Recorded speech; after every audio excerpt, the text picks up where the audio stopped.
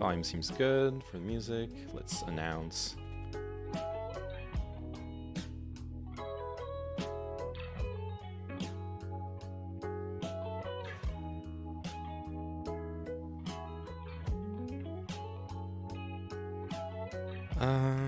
Discussing separating art from artists with Chinchilla, then reviewing Destiny, Aiden Ross, Tate debate, then New Valorant, right?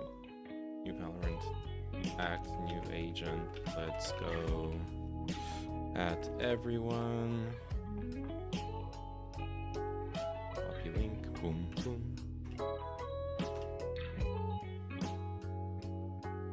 All right.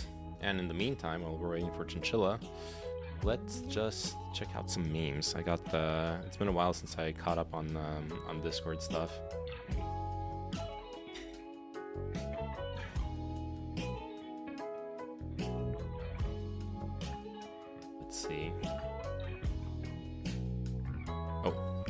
Let's not reveal the hidden notepad of truth. Actually, there's nothing special on my notepad right now, but you know, better safe than sorry. Don't want to show off all the deepfake porn I've generated of my girlfriend. Who happens to be sitting right next to me. Yo, Skits, how are you doing? Actually, yo, let's take the deepfake ethical discussion to the next level. What if someone consents to you seeing them naked and having naked pictures of them? Would you be allowed to make deepfakes out of them with the pictures? Obviously, you know, consenting to one thing doesn't mean you consent to other things, but so that's actually an easy question. But the scenario is so preposterous. Like, why would you do it? It actually could be super fucked up as far as, you know, like self-esteem goes. Imagine someone like photoshops your face onto a way hotter body. That would could fuck you up if you discover that they did that. That would be fucked up. Like I think I genuinely would rather my partner masturbated to someone hotter than me, but it's just someone else, than like photoshopping my face onto a hotter version. I think that makes sense, to me at least. A separate checkbox, exactly. How are you doing, Skids?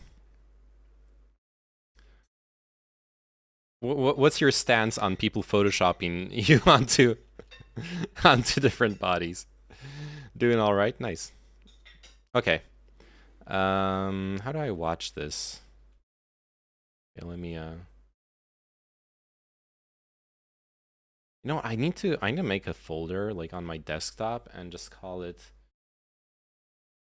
temp_memes. And then I'll put like the Discord videos. Then I'll put like the Discord videos in there. Okay, good. Resisting the deepfakes want and well. We'll see. Only if the body is gobbo. What do you mean by gobbo? Like goblin? Goblin body?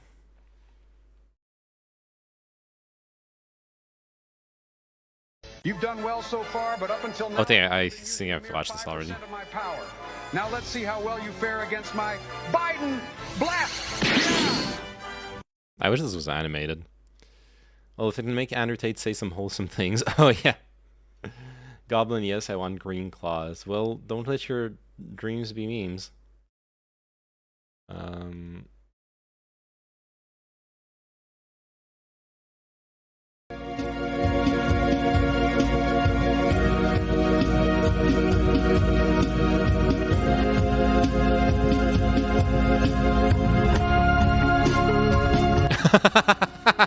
No. No, yay. You know what this reminds me of? This reminds me of the people like being offended at how the latest Wolfenstein is about killing Nazis and has like black people and gay people and like fighting Nazis and people are like, do you actually know what happened in history? Do you know why people of like minorities would be actively fighting Nazis? it's Do you know that Wolfenstein is actually fundamentally a woke game? If you're going to talk about woke, like rage about the wokeness, it always has been woke. It's always been about killing Nazis, except I guess the multiplayer games. Then you can be the Nazis. Don't let your dreams be dreams. You too could be a Nazi.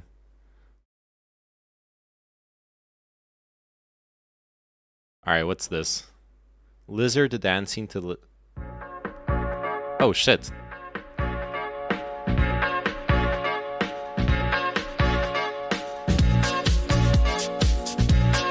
Oh shit.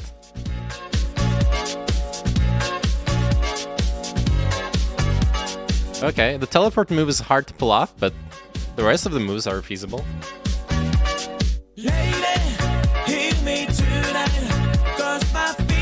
Wait, why is there a dance move that's just punching in front of you? What is like what is that from?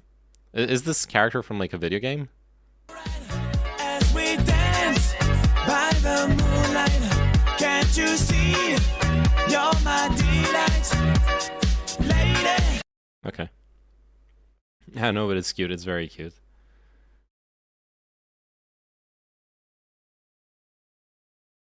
Oh, a 4chan post. That's always good. I love 4chan. We all love 4chan here. There is a silent war happening between psychopaths and schizophrenics. We know that the population numbers are very small for both groups. However, one group is more likely to become CEOs, that is, the psychopaths, and the other is much more likely to become homeless, schizos. This is because schizos are good at pattern recognition and can notice the psychos. Normies are incapable of seeing psychopaths in front of them, and psychos relish and dominate because of this. Schizos are able to know them on an instinctual level and suss them out in a way that normies never could. Thus, there is a constant demoralization campaign against schizos from the tyrant psychos who seek to use the population against their greatest natural enemy. This sounds like what someone with schizophrenia would believe. The persecution complex is strong in that paragraph. Oh shit, this one. I'm sure you saw this already. I'm just like going through the backlog of Discord memes. But Mag Turtle, this one goes out to you. Inverse Kramer EDF is coming to the world. Oh wait, this is from October 12th, 2022. This is old news. At the time, I figured Inverse Kramer would remain a meme. Well, I was proven wrong. An enterprise and clearly meme-savvy fund manager out there, Tuttle Capital Management, has actually filled prospectuses for 2 Kramer tracking funds, the Inverse Kramer ETF and the Long Kramer ETF. No. I guess we'll finally know. We will finally know what is the appropriate economic strategy. In retrospect, I'm not surprised. Tuttle Capital is known for its hilarious yet strangely effective ETF lineup. Case in point, their earlier Short Innovation Daily ETF, SARK, that bet against Cathie Wood and her funds is still up 73% year to date. Oh no. Hey, if it's making you money. Make no mistake, those will be actively managed funds. The actual operations of a Kramer-based fund would be significantly more complex. This is not your vanilla buy and hold index fund. According to Tuttle Capital, both ETFs will hold 2025 Kramer picks in an equally weighted allocation. Because Kramer often makes his picks live on TV or via tweets, the fund will likely have significant turnover to maintain low tracking error with Kramer's recommendations. I'm curious to see if there will be large capital gains distributions every year due to this. It's not really supposed to be a perfect inverse of Jim Cramer's bets, just the public ones. Well, yeah, obviously. And they can't read his mind, right? I guess they could go with, because since he is like a public financial advisor, he probably has like, I don't know the specifics of the paperwork, but I imagine you have to file public paperwork on what your portfolio looks like regularly. But yeah, I imagine mostly they're just gonna, like, Kramer says this stock's going to the moon, they're gonna short it, etc., etc.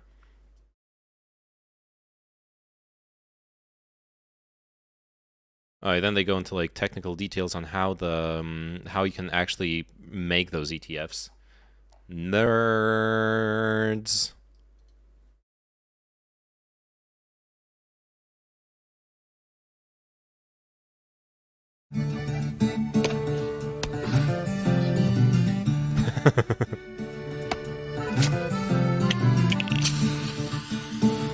Yes. Hank Hill proves WD-40 is the answer to all problems. True. Hi, fellow aliens. Hey, Jokesa, how are you doing? Welcome to planet Earth.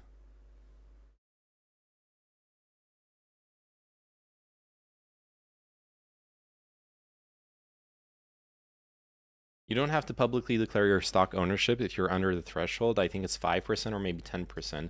Oh, so it's you only disclose your stock ownership when you like, because I know there's this thing where say I own like 5 Microsoft shares. That's clearly no significant percentage of the total float.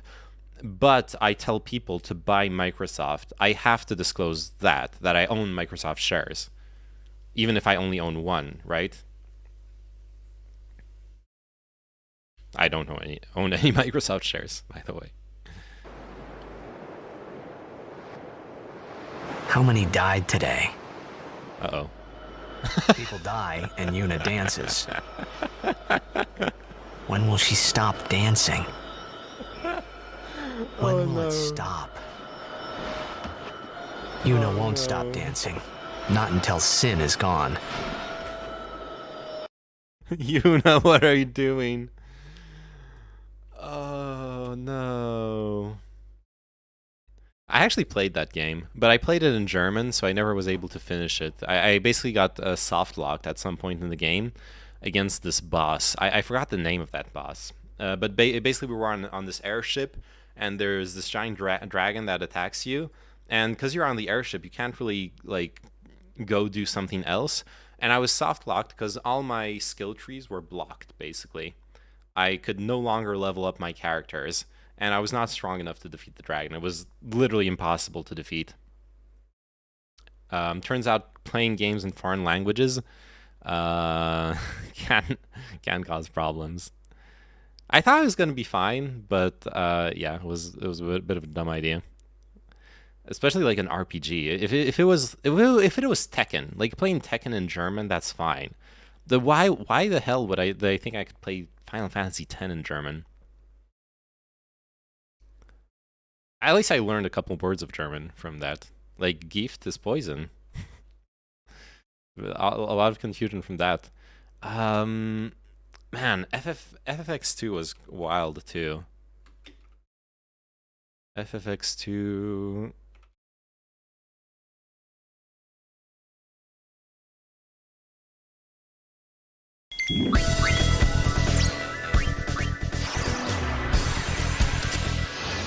Magical transformation.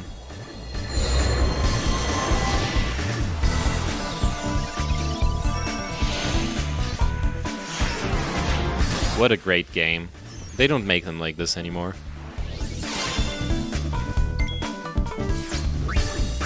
Anyways. You do not have to disclose your ownership while talking your bag. Okay.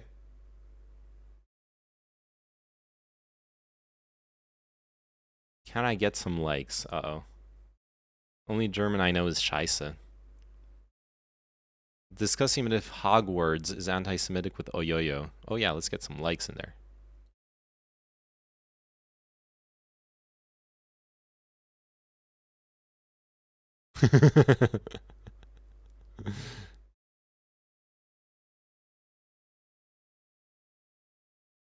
Holy shit, is this a Hogwarts Legacy debate? Zzz.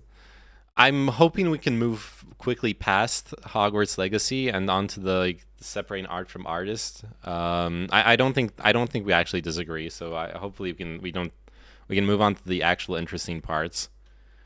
But we'll see. Kanye debate. If I could get Kanye onto this debate, that would make it interesting.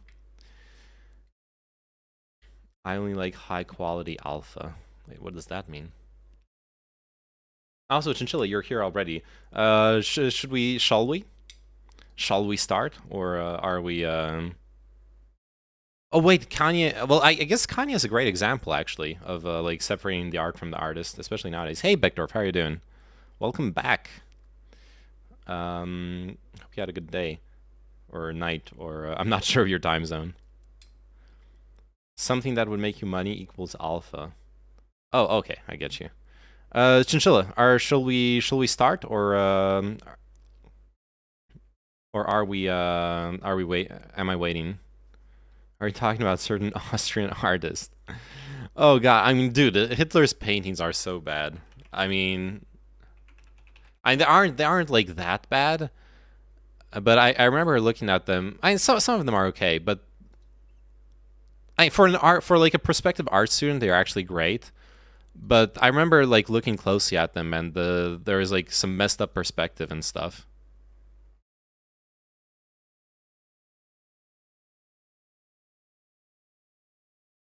I'm calling. Oh, okay. Hello. Ooh, hello. What's up? All right. Shall we do the cameras? I only have the scuffed cam available right now, but if you want to have the scuffed cam, yeah, I want to see your beautiful face. Okay, I miss you. Oh, see the scuffed cam. Nice. Should I? Oh yeah, I need to like. Dude, oh yeah, go ahead. For the people, I also went just under the shower. That's why my skin is so red and shit. So there you go. Also, can you turn on your cam? I wanna see your beautiful face as well, yes, because I'm looking at myself. It's super awkward. Yeah, that's. I know. Let's change this. Okay, there we go. Perfect. Yeah. Okay. So talking about Vaporeon. Let's talk about Vaporeon. Is Vaporeon the most readable Pokemon? Yeah, no. This is why you cannot separate the artist from the art, you know, because you can fuck Vaporeon very easily, right? Clearly Pokemon was made by a bunch of furries. No, okay, seriously.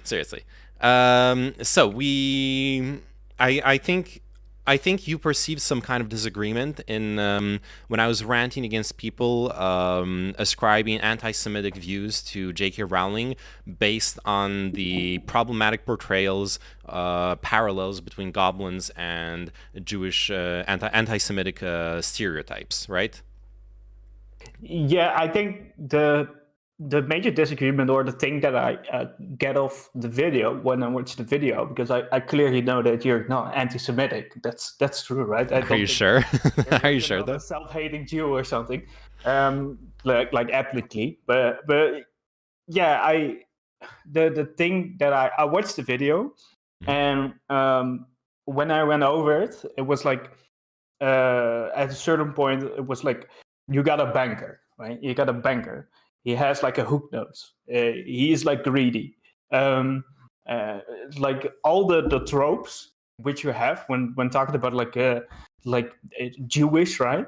Mm-hmm. Which is like anti-Semitic tropes, right? And but then you go like, well, the hands didn't look Jewish, therefore it's not racist. And then I'm like, that's kind of weird. That I would. It would be like me saying like, well, I'm not racist against black people, but I just don't like the color of their skin. But I like rap music, so therefore I'm not racist. So that's a bit like the line of reasoning. And then I was like, well, dude, you can just say it. It is probably anti-Semitic. It is probably anti-Semitic, but it's not like to the level that it is like we gotta cancel. We're gonna stop it and yeah. Kind of stuff.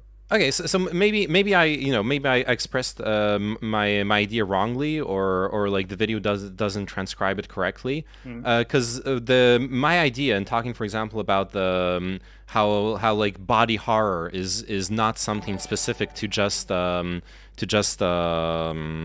anti-Semitic tropes that actually precedes it precedes anti-Semitic tropes. Or like the other stuff, whether it's a shofar in Hogwarts Legacy, all those memes. The reason I bring up those things isn't to deny that there is such a thing as embedded anti-Semitism within our culture. That's like something I actually agree with. I basically have the same perspective on this as Jon Stewart. The fact that those tropes show up in this way in cultural media is telling of something, but what it is telling of is not that J.K. Rowling is anti-Semitic. It's rather that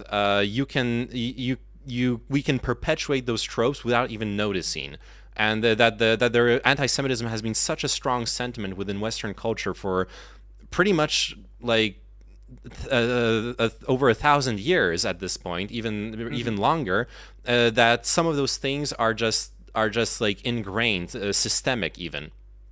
Yeah, but the thing is with like systemic issues, you don't look at a systemic issue and be like, like someone. Fuck, I don't know if this is like the perfect example, but like is someone consuming in a capitalist society and buying from a company that continues like neocolonialism and like itself participates in systemic racism, etc. Like, you're not buying those products because you're racist, right? You are within a context where those things just happen, and even when they go against your values. Yeah, I can understand that, but it's like because I thought a lot about this topic because of the fact that we have like Black Pete over here in the Netherlands, right? Mm-hmm. Like for people that don't know, that's like we have Santa Claus over here, but Santa Claus instead of his helpers being elves, it's like black people. I don't necessarily think that people that celebrate like Black Pete are like racist or something, but you have people within that group that also do a black voice and that also make their lipstick like super massive as to emphasize that they have like big lips, and they also are acting like super dumb. That was like when my dad was like having like Black Pete back in these days in like the 70s. That was just the stereotypical Black Pete. That was how it was celebrated. But nowadays, if somebody does something like that, at some point you have to go like, well, you are really dressing it up, right? Yeah. You're really playing into it, and it's obviously that you are probably racist. You are probably one of the bad people. And if I see somebody like in a video game and it's with the hook nose, it's all the stereotypes in one. And they're a banker, and they're yeah. I'm like, well, you can still have the goblin, right, with the hook nose even, but why does he need to be a banker? Yeah. And why does he need to be greedy? And why is he wearing so much jewelry, right? Like. Yeah, What's going on here, guys? Something I'm definitely willing to meet you and other critics on, to like meet you halfway on, is 100%. Like the fact that J.K. Rowling never really addresses this is fucking. It's a bit dumb. Like, all you have to do is I guess maybe it's better to ignore it from a PR perspective, and. Yeah, no, it's fucked up. It's fucked up that went through this in this way, and no one really noticed. Because once again, I really struggle to see intent in the way goblins are portrayed, like in the movies or in the books. But definitely, like, no one noticed, and even the books. People think books are something that only one person works on, but there's like editors and proofreaders. There is still a team that goes through it. So there are multiple people that all that media had to go through for approval, even though JKR had most of the editorial power in both contexts, and no one was like, hey, wait, this is a bit sus. Like, can we like tone down the costumes? Can we maybe throw in some like human clerks? They're not like. I don't remember the exact phrase, the description in the books, but I know like there are goblins in Gringotts, but is it like all the employees of Gringotts are goblins, or I don't know. Yeah, it's dumb, is what I would say. I think that nowadays it wouldn't fly. Like Mhm. I think that's honestly, it's just because it's legacy, as in not as the game, but more as in like that it used to be like that, and that's why it fly. Because if you look at like World of Warcraft and their goblin depictions, they even used to have like the Jewish star and all the memorabilia that you could like imagine. And Like, they really? slowly removed that. Yeah, I like I don't remember that. Oh shit. all the races in World of Warcraft are based on like an area, like the trolls are Jamaican. Yeah, yeah, that's obvious. Like yeah, man, that kind of stuff. The So, Tauren are like Native American, yeah. Aboriginals. But like, but the goblins, I don't remember the goblins. Oh, I guess the goblins do run the auction house. And they are greedy Yeah. in the lore. And if you look at like more older, like maybe I can, yeah, if you look at more older pictures, I thought it was like actually like with like all the memorabilial and that kind of stuff. If you go back like to Warcraft 3, but I think that's all because of the past. But if that was nowadays, it wouldn't fly. And I think that's like the thing that people tend to forget is that like they are like, well, it's not anti-Semitic, but if you would create a whole new genre of like movies, and you would say like, well, we have to do it that there's a goblin and he has a hook nose and he's a banker and he's greedy, then they would like nowadays that wouldn't fly through the editorial process. Yeah. I would assume. Yeah, people are more sensitive, and I don't mean this in the like reactionary. You are too sensitive, you snowflake. But like, actually, people are more aware of how things can be seen by other people with different lived experiences, and that's a good thing. It's good to be aware of how other people would feel about things, and But this is the weird part because of the fact that if people look up Black Pete for the first time, they're like from America, they're like, wow, this is fucking racist. yeah, This is fucking racist. This is super racist. And then meanwhile, they play like Hogwarts Legacy, and they are like, well, this is not racist. So there's some disconnect there, right? It's Like- all it's both like about like folklore, and there's clearly something going on that makes us uneasy, and that's problematic, and we should probably like address that, but don't be like hypersensitive about it, right? yeah, and I think like the thing that really bothers me, and that's why I wanted to have this video, and I wanted to like discuss this, is that there are plenty of good reasons to criticize J.K. Rowling. She's her like transphobia or turfness or whatever you want to call it. If you're progressive in any way, it's enough. It's enough to criticize that. She's if you believe in trans rights, she's a force for evil. I probably shouldn't put it that way, but she's a destructive force in the world. You don't need to make shit up about like goblin horns and shofar and like all that stuff I saw around the Hogwarts Legacy to criticize her. I understand where it comes from. It comes from like a lot of frustration with the boycott clearly not working, with the like kind of like grasping at straws to like mount some level of outrage and some level of like moral outrage against her. But at that point, I don't know.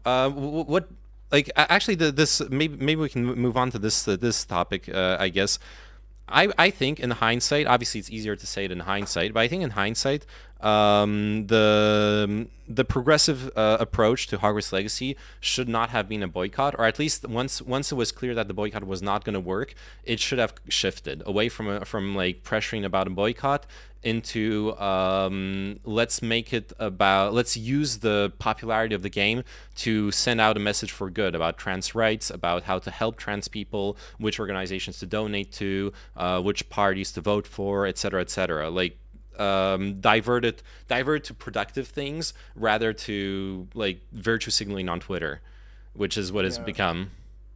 Yeah, I don't know. I think that a boycott in the first place couldn't work anyway, because it's just stupid. Because if you think about it, like it's like people, a 12-year-old that wants to play like a Wizard game is not gonna think about like trans rights while purchasing like a fucking Wizard game again. It's just dumb. It's like if a game is good, uh, people are going to play it, and it's the same with like with music and even with streamers. You can be like an awful like YouTuber, and you can still make YouTube videos. Mhm. Like it's like how fucking Baldwin Bankrupt. He is super popular, but he also went to those countries like Russia to get like $5 blowjobs from like really young girls. So, but he can still contain or still maintain his whole image because of the fact that he is a likable guy and he makes great videos. So nobody gives a fuck. Yeah. So and that's the same with games and yeah, they shouldn't have done the boycott in the first place. I think that was just silly.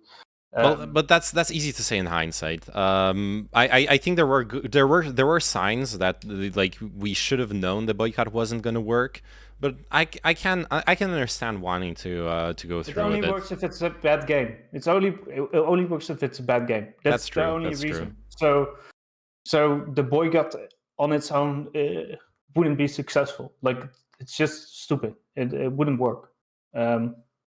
Yeah, no, you're right. Yeah, dude, I got fucking blasted by progressives like on Twitter, like going into I was going to like other bigger streamers threads to say exactly this, like boycott's not working, it was never gonna work. Let's change the narrative to actual like praxis, okay? Mutual aid, solidarity, voting, like political pressure, activism, because that's like all that's left at this point. You're not going to prevent people from playing Wizard game, and people are so fucking mad at me. That's how I got into the like goblin anti-Semitism thing. Like so someone was basically telling me I was being I'm like supporting neo-Nazis for arguing what I just described. And you are. No, just kidding. Yeah. No, but I don't know. I think that overall, like people should just acknowledge those things, and especially if you're like a progressive, you shouldn't make like a huge deal out of it because of the fact that it only will backfire and you will draw attention to the wrong issues around the topic. Because if you're spoiling the fun, nobody is going to like you, and then they're gonna be like transphobic the next time around. They won't be like inclusive to your ideas because of the fact that you are the one that's spoiling the fun. That's how I view it.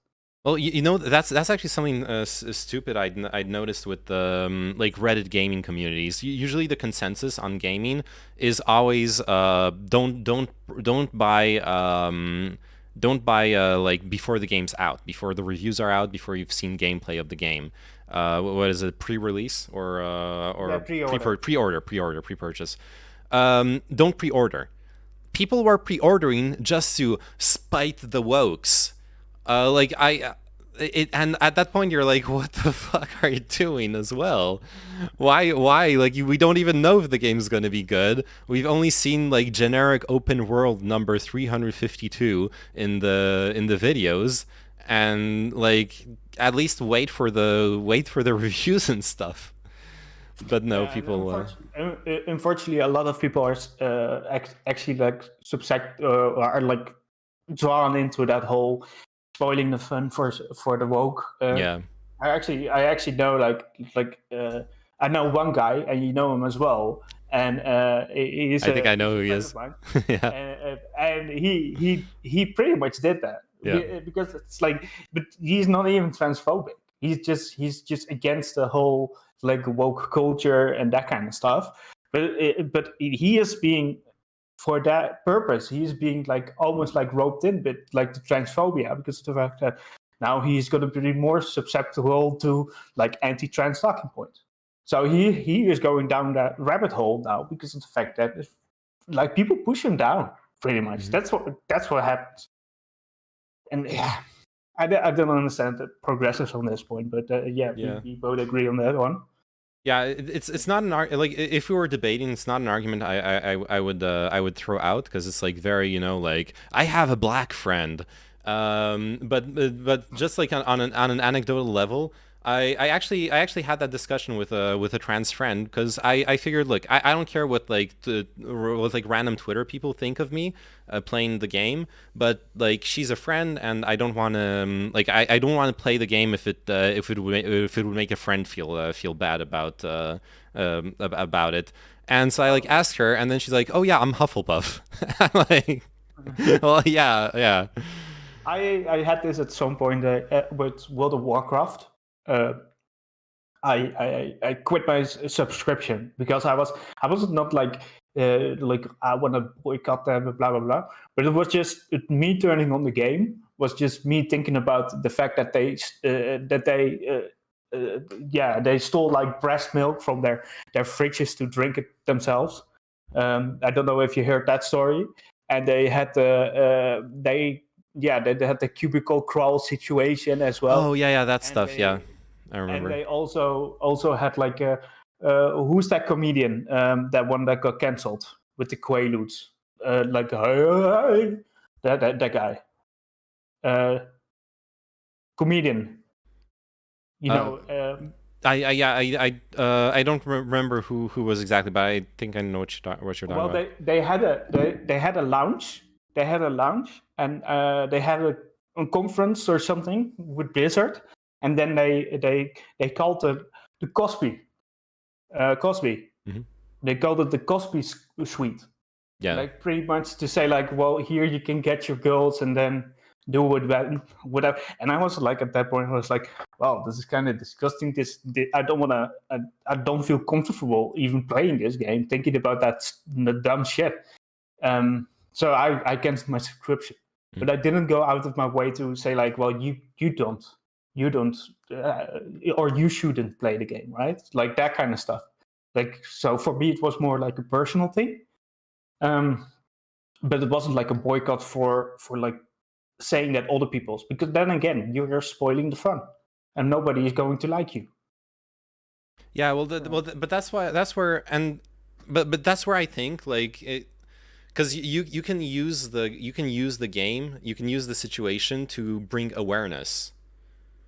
And I think that's a good way. Like that's what I was trying to argue for. Like, okay, the situation is like this. Everyone's playing the game. Make it raise awareness. Make like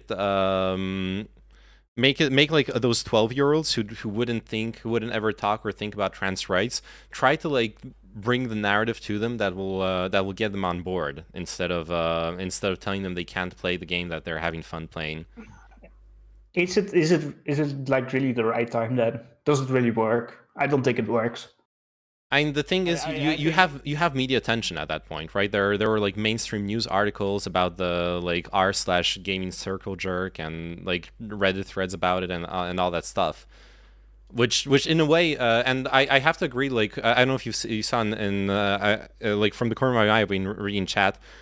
Jokes is right as well. Like the boycott in itself, as like a boycott, didn't work, but as a way of bringing attention to it, it did work. It did bring attention to the issues that people had with the game.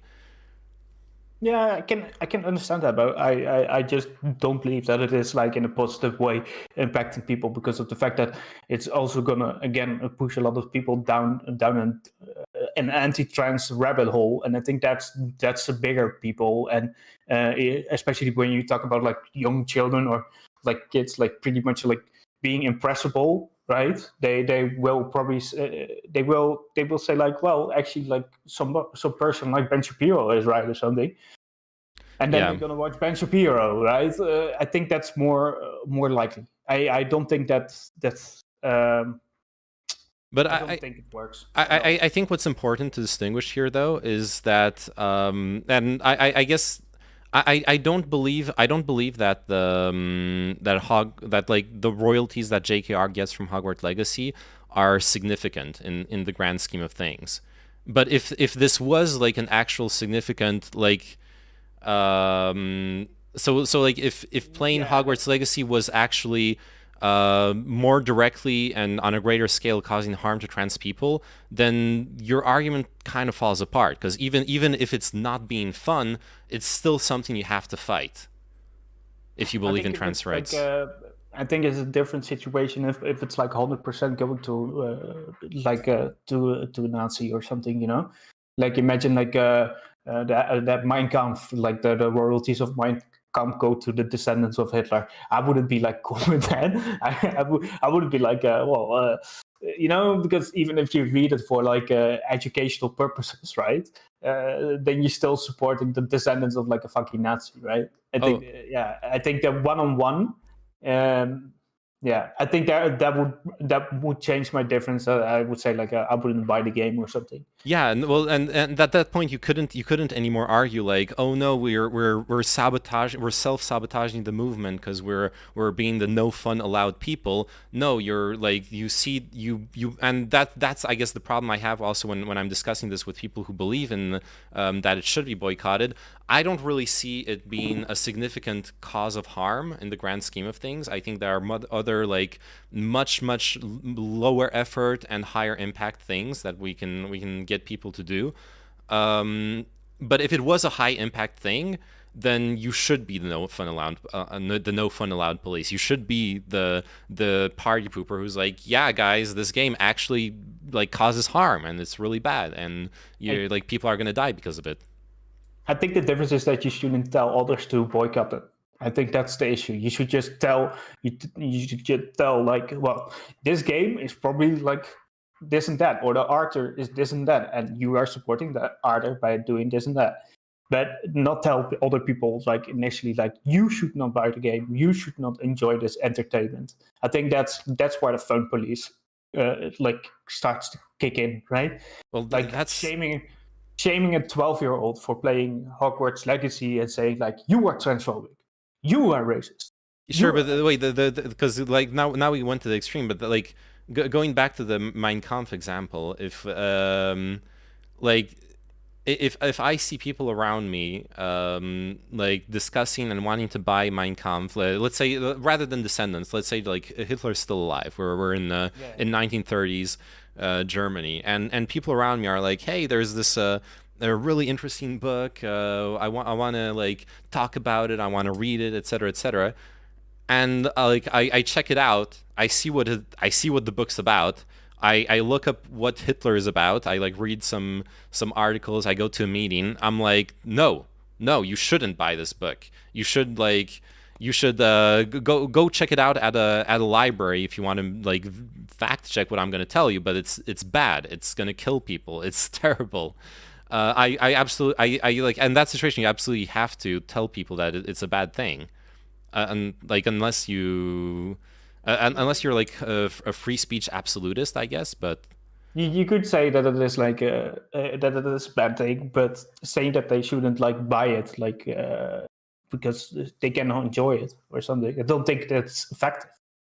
That's just my point, right? You can say it, you can be the fun police, but it's not effective. It's not going to work. It's if it's like if it's a bad book, right? It's not a funny book or something like that. Like I don't think that Mein Kampf is actually like readable at all. It's not a good book, no.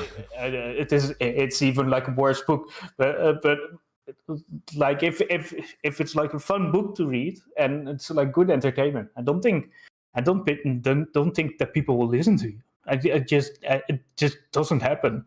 It might be the doomer pill, but it's like so you can say it, but the only thing you will do is like eventually like push some people down. Yeah, again. But the thing is, I think there's because you also skipped a few steps in the like gradation of calling for a boycott. I'm saying you should call for the boycott. I'm just saying now if someone does buy the book, they might not be a Nazi. They might just be curious, and it's probably good to like not alienate them. So like you took the example of people showing up in a streamer's chat calling them or telling 12-year-old they're being transphobic. I don't agree with that. I don't. That's not activism. That's just like shitting on someone.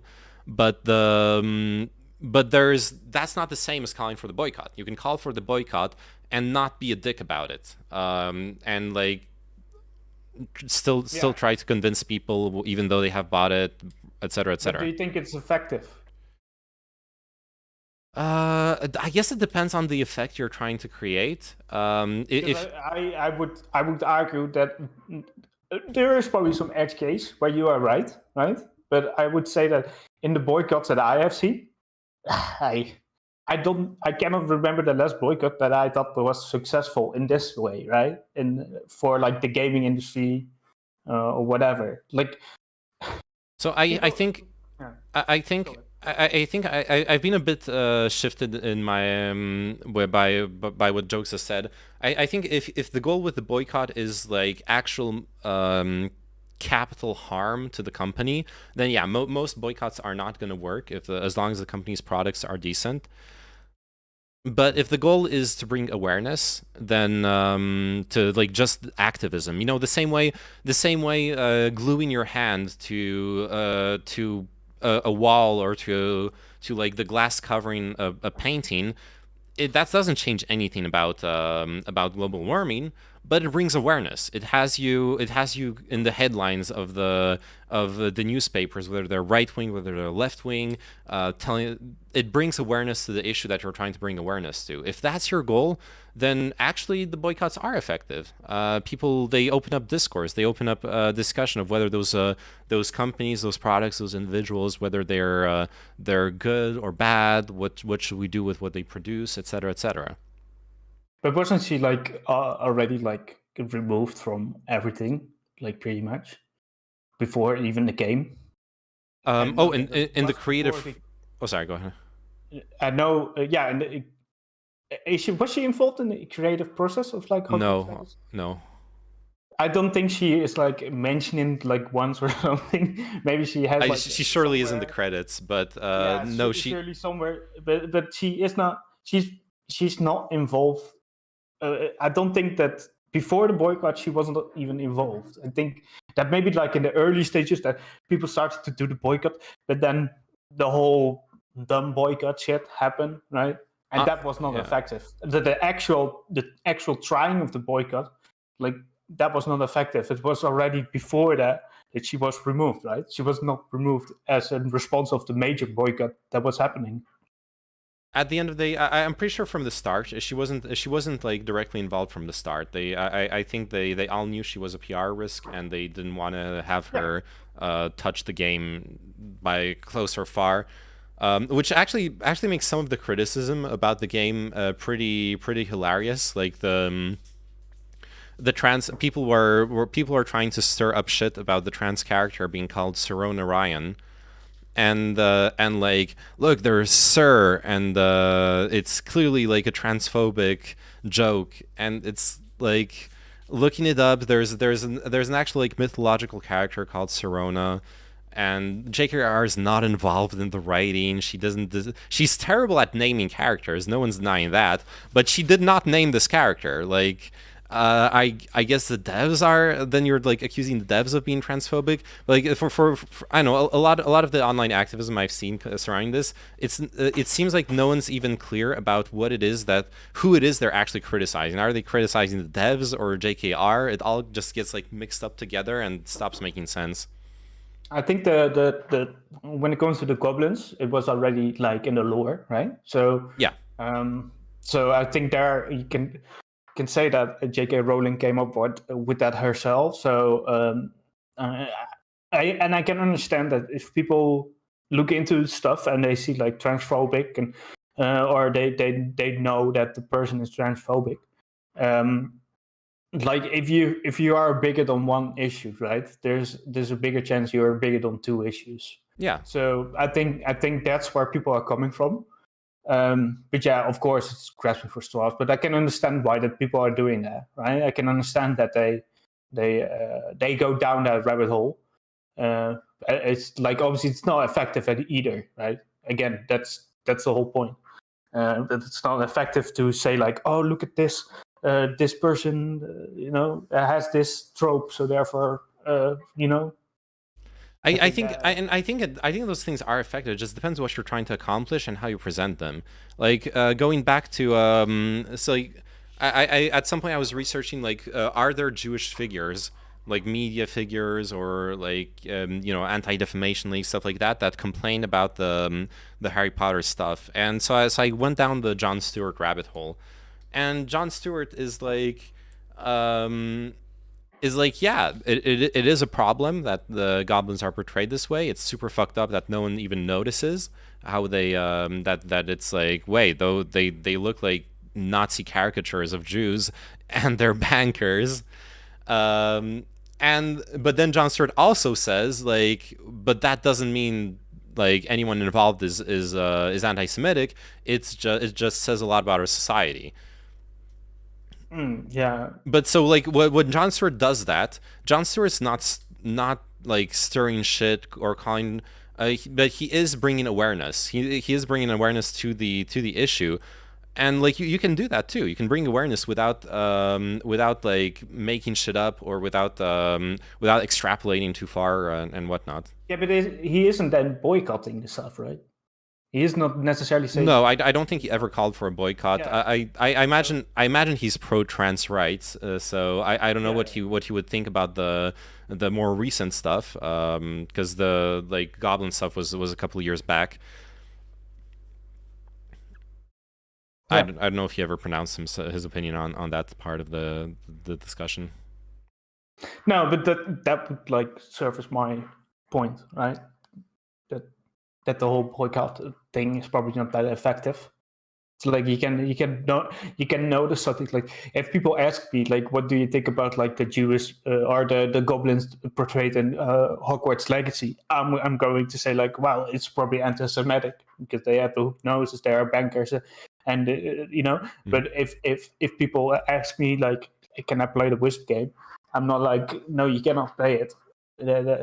Or you shouldn't play it or something, or you're again going to the extremes. Yeah. Right? I tend to generally agree.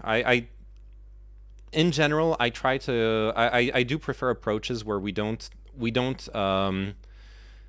treat people like too much like idiots, where like we usually I prefer assuming that you can explain to someone like what's problematic in a book, in a show, in a movie, in a game, and they can still enjoy the media, but the awareness of what's problematic with it will help them like, you know, have the necessary detachment to not be influenced in a bad way.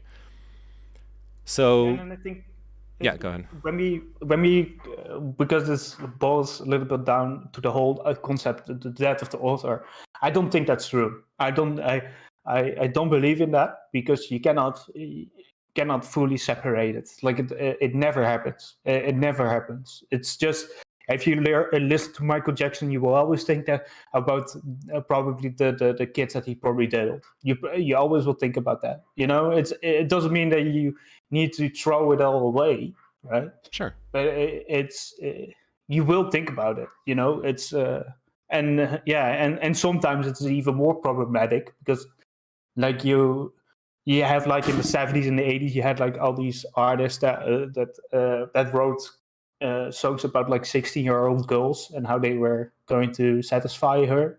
It's like and if it turns out that they also did that, right? Then it's even more problematic. Yeah, or like Polanski's movies or Kanye's musical repertoire. But the thing is, what I personally understand by separating the art from the artist, but you're right, like you can never really forget that they're like, forget the association once it's there. The way I personally understand it and live it is that I'll listen to Michael Jackson, I'll listen to Kanye, I'll watch Kevin Spacey, I'll watch and I will not be I don't know, I guess I'll like let myself I will have that thought of like, oh yeah, this is who that person is, and then I'll like not think about it again, and I'll just enjoy what's in front of me in the moment. And maybe afterwards I'll think once again like, oh yeah, I just watched a Kevin Spacey movie. Yeah, he's really fucked up. But like I'm not, It depends how the artist connected to the artist as well, right? Like Mein Kampf. Reading Mein Kampf is no, like, you it's pretty clear that the dude is fucking Nazi. You know, it's not like he's written he's right, like, right. Imagine Adolf Hitler writing two books. One is like a children's book, and the other one is like Mein Kampf. Like I can understand that you can see some sort of like that of the author when it comes to the children's book, but I don't see that with Mein Kampf happening. You know, so Yeah, no, you're right. There's a difference when the bad thing about the author is actually part of the media itself. Yeah, So like say if there was a movie where Kevin Spacey plays a pedophile, that would be one fucked up that would be one fucked up viewing session, or like a Polanski movie about that. Then yeah, you cannot separate absolutely. If they're like with political views, like with Mein Kampf, clearly the same issue. But like yeah, if we stick with Hitler, then I can look at his paintings, and obviously I will still be thinking, yeah, like what if he had gone to art school? But No. By the way, if you look up his paintings, you were saying they weren't not that bad, but they were pretty bad. They were super bad. That painting. no, but like the reason I was saying that is because you have to remember he's like not yet in his studies, right? He's a prospective student. He's not. No, but he painted. He was so bad at it painting. There were shadows going every way around. No, I know the perspectives Shadows are everywhere. fucked. and the perspectives are fucked. And there is like a staircase going to nowhere, like on the. And there is like a window which is inside a door or something along those lines. Like he was just bad. He was just really bad. Yeah. Guy. So Yeah, no, I'm not gonna defend his art. Yeah, did you see that? I guess this is just like non sequitur a little bit, but did you see that Kevin Spacey is starring in movies again? I don't know. I don't know. Also, I'm not familiar with his allegations, but I do know that there was one comedian. I do not know if it was Kevin Spacey, who also made jokes about showing his genitals to ladies, and then in his show, and then he actually did it in real life as well. Like he was joking about it on stage. Damn. So I don't know if that. I thought that Wait, was. Kevin Spacey, but wait, no, wasn't that fuck? No, never mind. I don't remember. But I would imagine that guy would have like a severe punishment than somebody that did fucked up shit without talking about it, right? On stage, joking about it. Yeah, I mean, Kevin Spacey got Kevin Spacey got canceled. So Kevin Spacey basically, I don't know if it's like fully proven or not, but I remember it being like basically like there was very little doubt about any of it. So I'm just gonna go with like it's like 99% sure. He molested like teenage boys basically, and he got completely canceled. I wouldn't understand if you were like a producer. Why would you hire such a guy? Like yeah. So I wouldn't go through the troubles. He got completely canceled. We haven't seen him in anything for a few years. The main reason he didn't have like legal problems is that the molestation, the allegations were from like too long ago, if I recall correctly. Or I might be misremembering the specifics of the case. Maybe there was some other reason why he didn't get sued or like prosecuted. Anyways, he disappears completely from the media. And because we were talking about him like last week or 2 weeks ago, I looked up his IMDb, and he's just now showing up again in like small like kind of independent productions. And I like you know what's happening. He's like a world famous actor who's been who's played like amazing roles in amazing movies. And now like up and coming directors, they have the choice of, okay, am I gonna like be, you know, moral and blah blah blah, or do I get to have like this great actor for really cheap because no one else wants to hire him? And so he's back in movies. Imagine if Hitler didn't kill himself, right? what would you have done with Hitler then at that point, right? Would people, like, I would imagine that people would just hang him or something. That would probably happen. But would you say, like, well, you get a life sentence, or you can have like rehabilitative justice for Hitler, right? It's like really like Yeah, I guess the it's problem one of those. Yeah. the problem then is so if you execute him, the question will come up of are we making a martyr out of him? But if you imprison him for life, then the other question is, do you like deprive him of his rights? Because if not, then he'll keep publishing books, he'll keep writing letters, he'll keep being an influential person to Nazis and neo-Nazis all over the world, or you deprive him. There's a possibility that he gets busted out of jail and that he tries to retake the country as well. I think that's probably because we saw that with Napoleon. Yeah, it can happen. Came back twice. Absolutely, it can happen.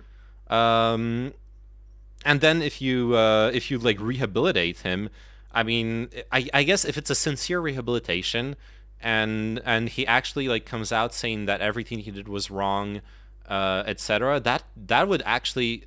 A lot of people would hate this, I think, but that would have been an amazing force for good. If, like, to today's neo-Nazis who deny the Holocaust, who believe in the Jewish question, who all this stuff, if you could quote Hitler himself at those people, that would be incredible. But I doubt that would have been acceptable to people back then. Yeah, don't. Oh, let's be real. Speaking of this, reminds me of something. When you're talking about Hitler's descendants, I stumbled upon this thing on. I found the Twitter account of Dr. Mengelé's like granddaughter. She's not a Nazi. She's actually a lefty. I once dated a girl from Chile, and she had like a German last name. Uh-oh. And then I looked up like the person, like her last name. And I think I found some serious, some interesting stuff, to say the least. But I think that a lot of those Nazis actually also just got roped into the whole stuff, and they did, of course, they fucked up shit. But it's like it's a bit like also the same with those people who works at those camps. Like, at what point are you responsible or not? If you're just a guard standing there, or if you are actually involved in like shoving people into showers. That reminds me of this really edgy joke I've heard a million times here in France. My grandpa died in Auschwitz. He fell from one of the guard towers. Oh yeah. If you've heard that one, yeah. That kind of stuff. But Elysium, welcome to the stream. Yeah. No, yeah. Wait, sorry. With the joke, I forgot where we're at. Oh yeah, the like German name and the for the Chilean. The weird thing is, I guess we're getting completely sidetracked, but it's fine because we didn't have that much of a disagreement. The weird thing is I had to have that discussion with Tyranid, because he brought up at some point to me how many like Nazi government officials stayed in power or stayed in positions of government after World War II, and he brought it up from this like lefty, borderline tanky perspective of the U.S. Like supporting fascism in Europe and stuff like that, which there are like real cases of it. I don't know if you've heard about Operation Gladio.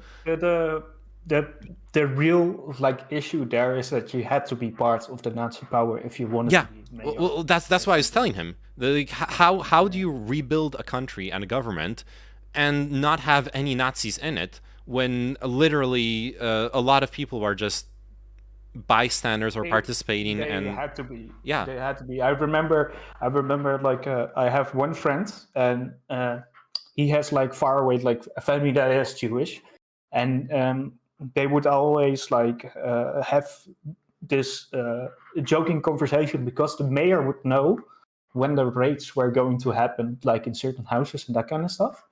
So what the mayor would do, he was part of the Nazi party. What the mayor would do, he would call them.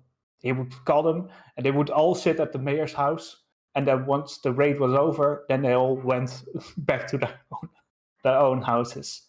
So the mayor was a Nazi, right? So, but yeah, and besides that, like you were talking about like a whole thing about how effective it is, right? You cannot remove everybody, like that's also a thing. But yeah, you just couldn't. You had to be in that, right? If you wanted to do something like that was involved. If I was like a politician back then, I would have been a Nazi, because otherwise I couldn't like do politics. That's just the sad reality. And they probably asked me like, do you think that the mayors in like fucking Russia right now, do you think that they support like the Ukraine-Russian war? No, but they will probably say some stuff that's stupid, like, and ridiculous. But they have to say that stuff. It's like, yeah, I don't know. Yeah.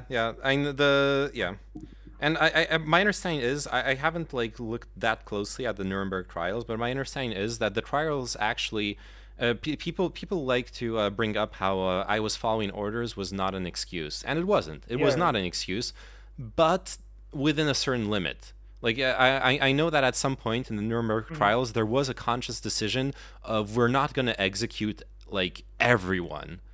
There was like like the whole thing about the Nuremberg trials is that they looked at like the gradation of involvement into the actual killing of the Jews like anybody else, like how involved you were. If you just were a soldier fighting on the Eastern Front, right, then you were just a soldier fighting. You were not involved in the killings of like Jewish people. And it's kind of hard because that whole the Nuremberg trials. It's like a really difficult conversation because it's like that it talks about like natural law as well. Yeah. So that normally doesn't exist. So everybody that's bringing up like natural law, that one time that's being used, well, good luck invoking that nowadays. It's not gonna happen, dude. It's just for this one exceptional thing. Yeah, this is one thing I agree with Chomsky on a little bit when he criticizes the Nuremberg trials or like the post World War II trials. What he says, there is this thing that he says which is true. It's they are the trials of the winners against the losers. They aren't the trials of just the atrocities and the war crimes. At some point, they're like it's not like the officers of the Dresden fire bombings are being investigated or were questioned. I would say to Chomsky against that. I would say that, but where was the Nuremberg trial after World War I or after the Napoleon Wars? They weren't. So there is this one exception. It's not about like the winners versus the losers. Oh yeah, sure. Well, but that's not how Chomsky says it. He just says that the way he basically uses that as an argument to say that there are aspects of the Nuremberg trials that were the aspects of a kangaroo court. Not that like every time the winners there are winners and losers, you have like trials. Rather that the trials don't really satisfy like standards of neutrality and like lawmaking that we usually want to uphold. Yeah, I don't know. I think it's quite reductive of Chomsky to say that. I think it's this one exceptional like situation, and I think it's like what he is. If he's saying like the winners make the rules for the losers, I'm like, yeah, sure, but you never saw the Nuremberg trial after any other wars, right? It was never like that. So I think it's if you portray it like that, like Chomsky said, I think it's reductive. Well, because you cited, for example, World War I. Obviously, it doesn't take the aspect of a trial, but the Treaty of Versailles was basically the winners imposing their conditions on the losers, just in a different form. No, that's correct, but that's the war. That was part of the war, and then the winners will decide what the outcome is. But I think that the Nuremberg trial is different because it's not necessarily about the winners, like deciding for the winners, because that's not what the Nuremberg. It's more about like not punishing the losers, just getting justice for the people that died, right? It's like a different mindset where I wouldn't say it's the same. I can understand where Chomsky is coming from, but I think it's really reductive, and it's like, it's like, Yeah, I don't know. I think it's an interesting read, the essay he wrote about it. The one problem is he contradicts himself in the essay, where simultaneously he calls the Nuremberg trials a kangaroo court, but then also says that he then like expands upon it to say that like all American presidents since World War II, and probably going back in the past as well, are war criminals and should be judged upheld to the same standards as like people were upheld to in the Nuremberg trials. Which the contradiction there obviously is that if you believe it's a kangaroo court and it has problems with credibility, then you can't also advocate for it for being a standard of justice that you want to apply to the rest of American leaders. But I also get where he's coming from. He's trying to basically show the hypocrisy of the U.S. as being the arbiter of what is right and wrong, I mean, to even say it's a kangaroo court is like also like really reductive, because it's it is natural. It's natural law, but it's still like it has to do also with like interpretation of like human rights, and it's not like it's all grasped from thin air, right? I can understand that there is no real basis to it, but it's not grasped from thin air. No, his argument is about hypocrisy. So, like in World War II, war crimes committed by the Allies were not judged, and in following wars and following years, those standards were not upheld. Those are the two main arguments.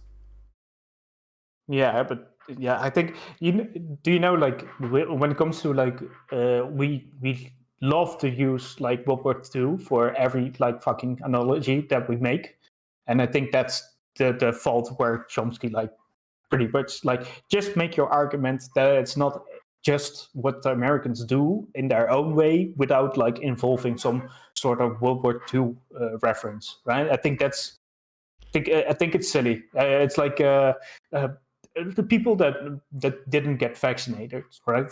That they were saying like, you are the Nazis and we are the Jews that are being prosecuted because we need to get vaccinated because of you guys. It's not the same. Don't say that. It's stupid. You can make your own arguments about why you don't want to get vaccinated, but don't involve those things, right?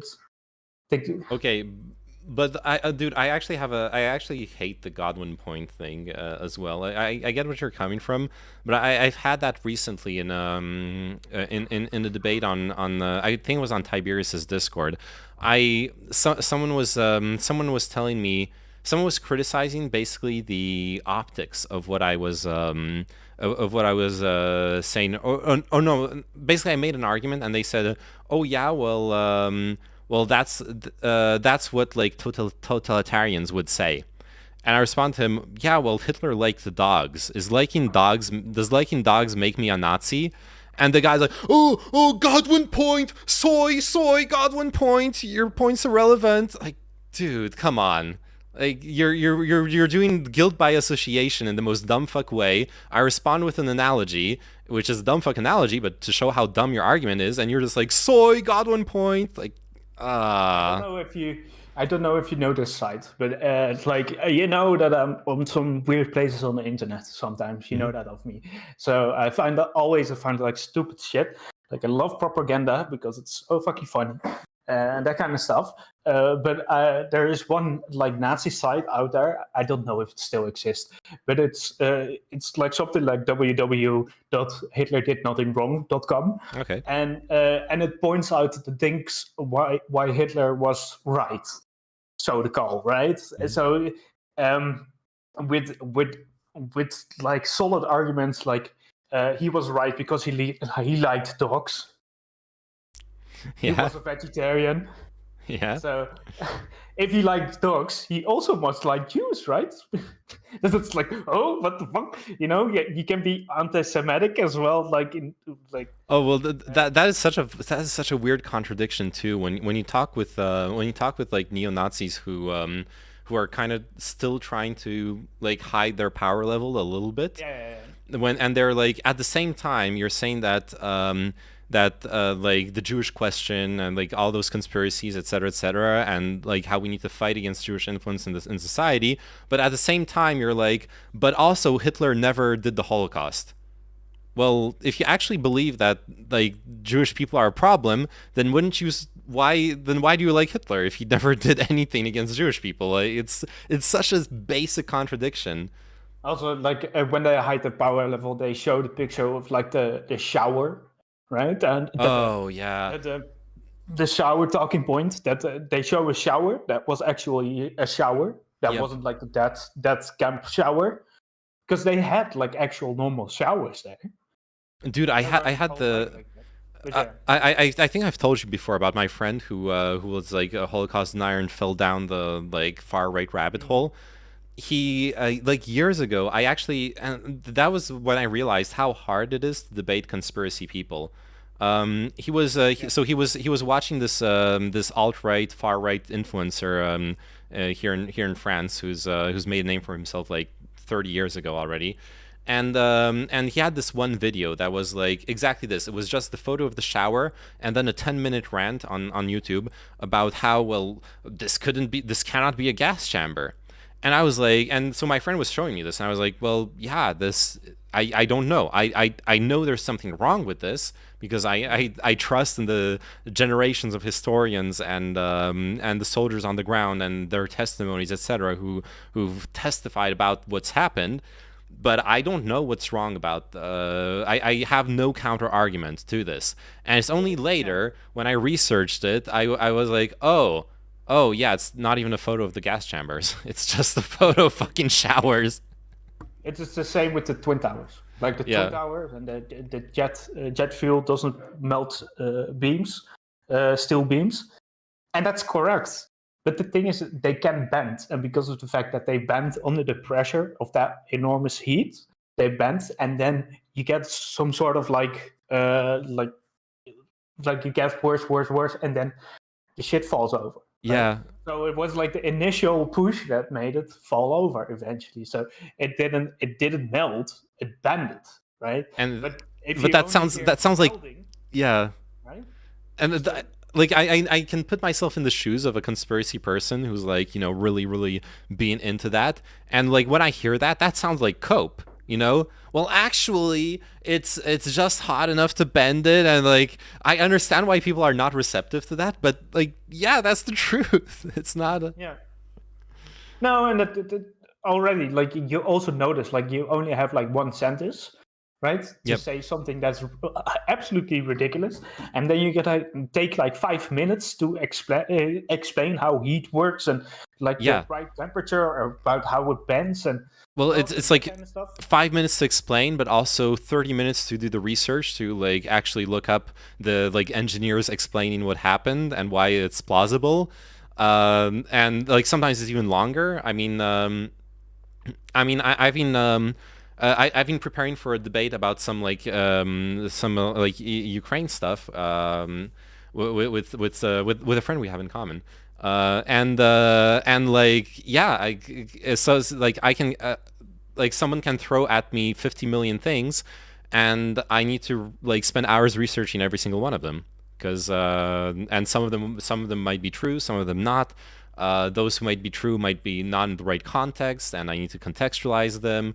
Etc. It's like the burden of proof, the burden of work is so skewed against and this is going to sound so pretentious, but it's so skewed against truth. It is so skewed because it's like a conspiracy. Are you talking about escape phone? Yeah.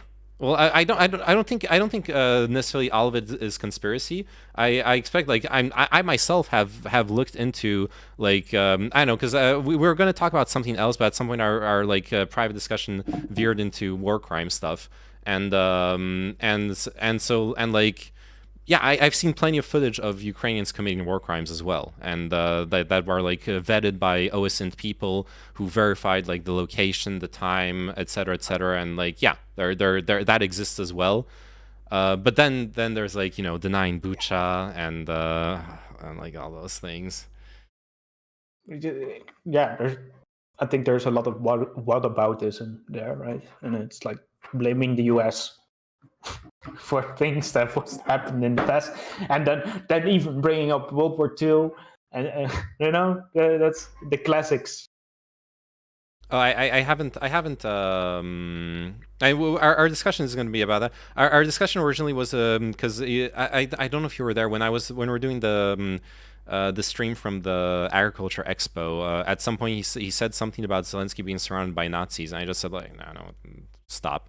So I think I'd like to do the discussion just on that, and maybe like a second discussion later about like war crimes and stuff. But just like discussing about how true is the claim that there's Nazis in the Ukrainian government. I still need to go through some of the stuff he sent me. I know the like basic arguments, the representation in the parliament, talking about Azov and all that stuff. But he has like his own stuff that I need to address.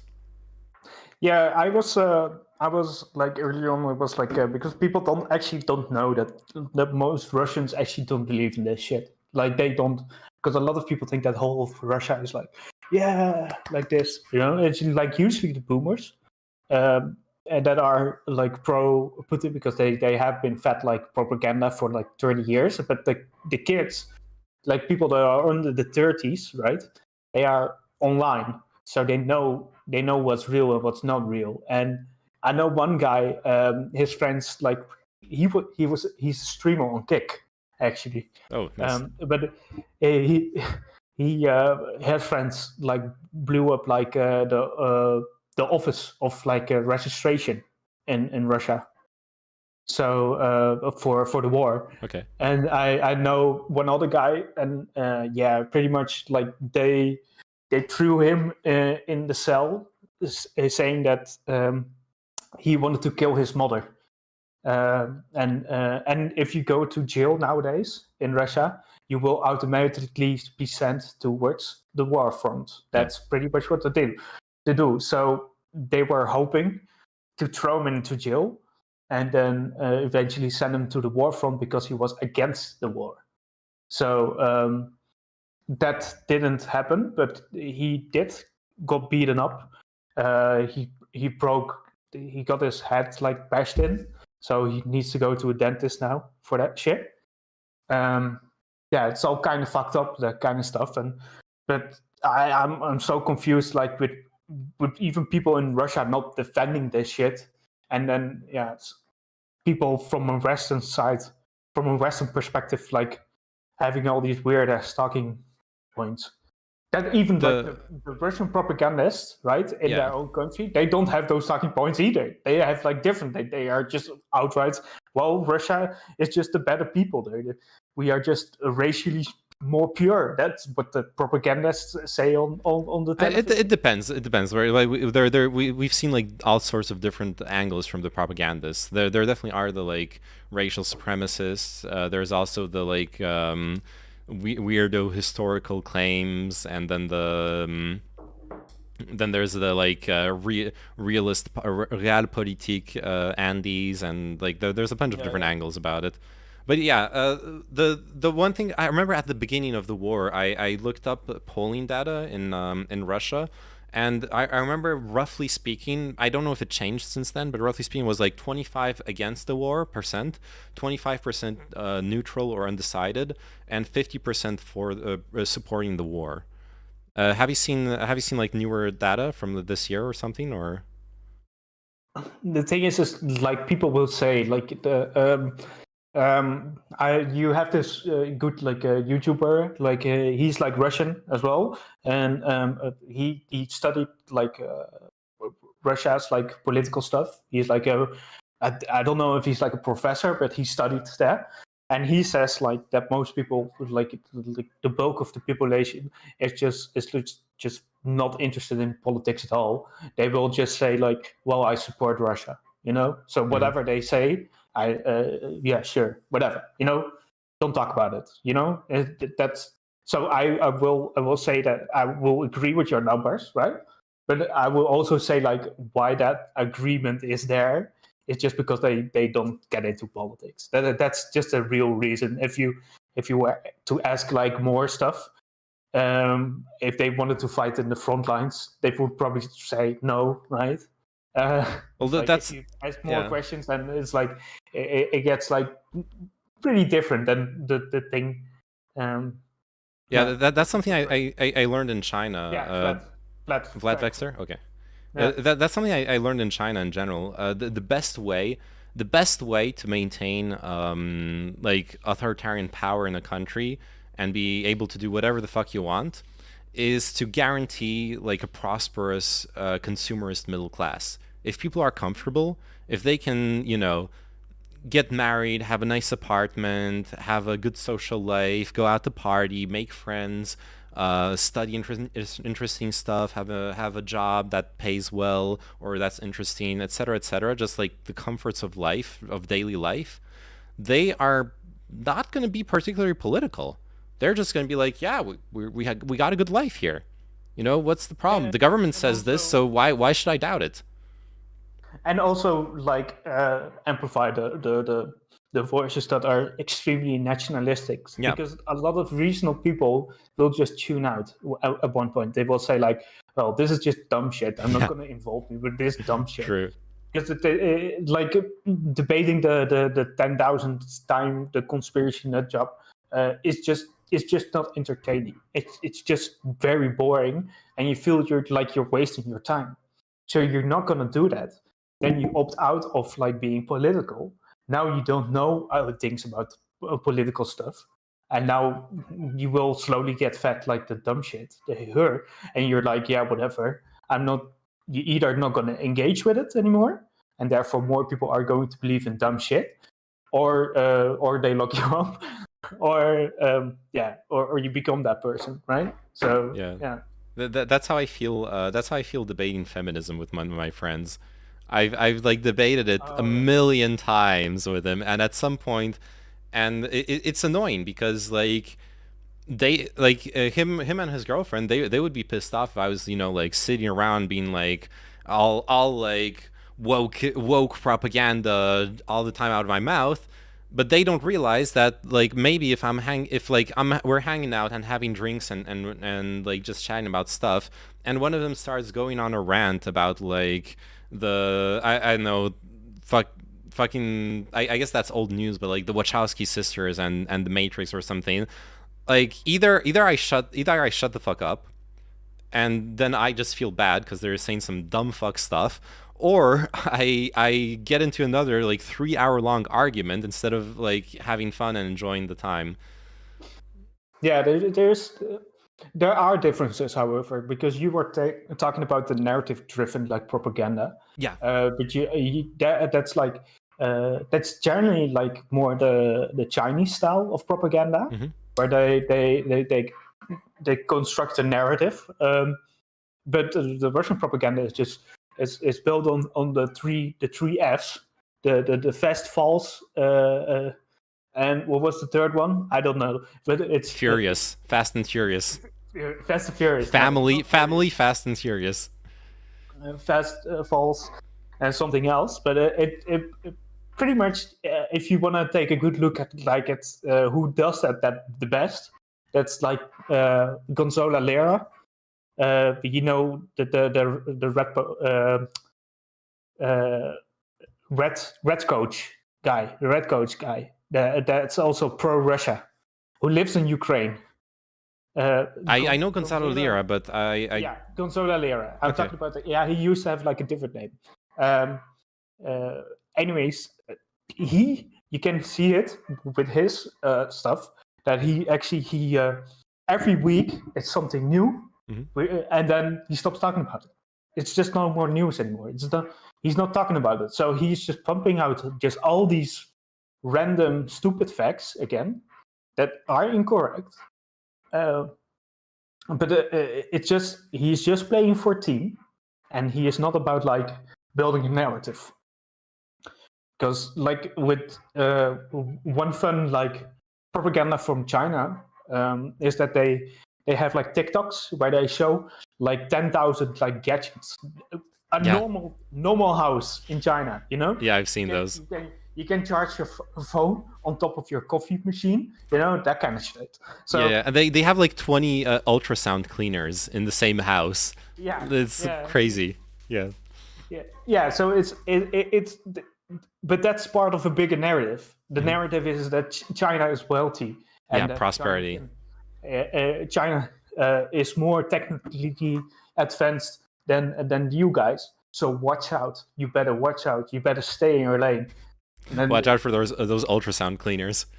Yeah, watch out, guys, because we can take Taiwan. We will eventually take Taiwan. That's like it's part of the bigger narrative, you know. So whereas like Russian propaganda is just a million facts and just all trolls and shit like that. So you know, but yeah, I guess okay. We got way derailed off of the original topic, but it's fine. We're just chatting. Talking about derailment, by the way. Oh yeah, Ohio. No, I'm not talking about that. That would be a sick joke, dude. Come on. I won the debate. No, but about Kick. Your thoughts about Kick? Because good question. I think in a weird way. I saw a video. Yeah, I'm very critical of it, obviously, because like the stuff Aiden's been doing is super fucked up, objectively speaking. But subjectively speaking, from like Kick's perspective, I think Aiden and Kick in general have a lot to gain from stirring shit. Like it's this common pattern in content creation, and like we talked about it earlier when we were talking about the cancellation. It's better to do super fucked up stuff and cause drama and outrage and people hate you, but get attention and then ask for forgiveness than to never get attention. I think that one of the issues, because you talked about it, like you said, like the $150 million deal. That's what you said. That's not correct. The issue here is that he got like equity in Kick. Oh, he got offered equity in Kick, as well as a bag, and they also probably attached like some Gamba deal with it. So to make it like because like Train talks about like it's a package. That's what. So that makes me think that there are at least like 2 or 3 things involved in the whole thing. And one is that Aiden hinted at having equity in the company, so he did that in a clip. And I will assume that just the Gamba deal is somewhere out there, because why not? You know, that he should take that anyways. He hasn't done that yet, is my understanding. So maybe not. He would have already streamed Gamba if it was part of the deal. And so I think that they are like kind of in a rough spot, like Kick overall, because of the fact that you have one of your owners like doing fucked up shit on your own website. You cannot ban an owner, right? That's not something you can do easily. Like me owning Walmart, but then I'm not allowed inside any Walmart, you know.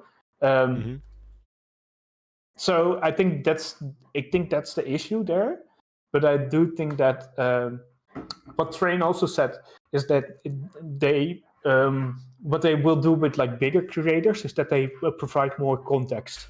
So they want to do more context related stuff. So you might be told like you cannot do that anymore, but you won't get banned for it. Yep. So that's the thing what Train said as well. So there might be times that he already like went over the line, but then also Train said like, yo, you cannot do this anymore. Also, Train doesn't have equity in Kick. by the way. Wait, how do you know that? Wait, really? Yeah, he is a consultant. He's not an owner. Seriously? Wait, what? I struggle to believe that. Yeah, just look it up. He's also saying it outright himself. Who is Kick owned by? Chris Rodrigo on LinkedIn. We got his. Wait. Stake.com. Interesting. That is ideal for Train, right? Because like Train gets his platform, he gets to continue his Gamba, he gets to continue what is his business, which is being an entertainer and like a gambling promoter, but he doesn't have to associate himself with the website. Also, another fun fact about that: he isn't an owner; he's only a consultant. So that also means that he doesn't have the last say, right? So you mentioned hot tubs. He wouldn't want hot tubs streams on Kick. Yeah, But that he makes got sense. Overruled by Kick. Kick said, like, yeah, you can still do that. He would ban that. He said he didn't like that. That yeah. makes more sense. Because you called him a hypocrite, but yeah. I did. Well, but the thing is, he does have decision-making power. Like he's the originator of the business split. Yeah. He conceived of the idea. He sees it as like an opportunity, etc. It is his idea, and a lot of the ideas in Kick are from him. So like it would be wrong to dissociate him completely from Kick. Also, another thing you had wrong. Sorry to call you out like this. Okay, go ahead. No, but the other thing was you were talking about Destiny.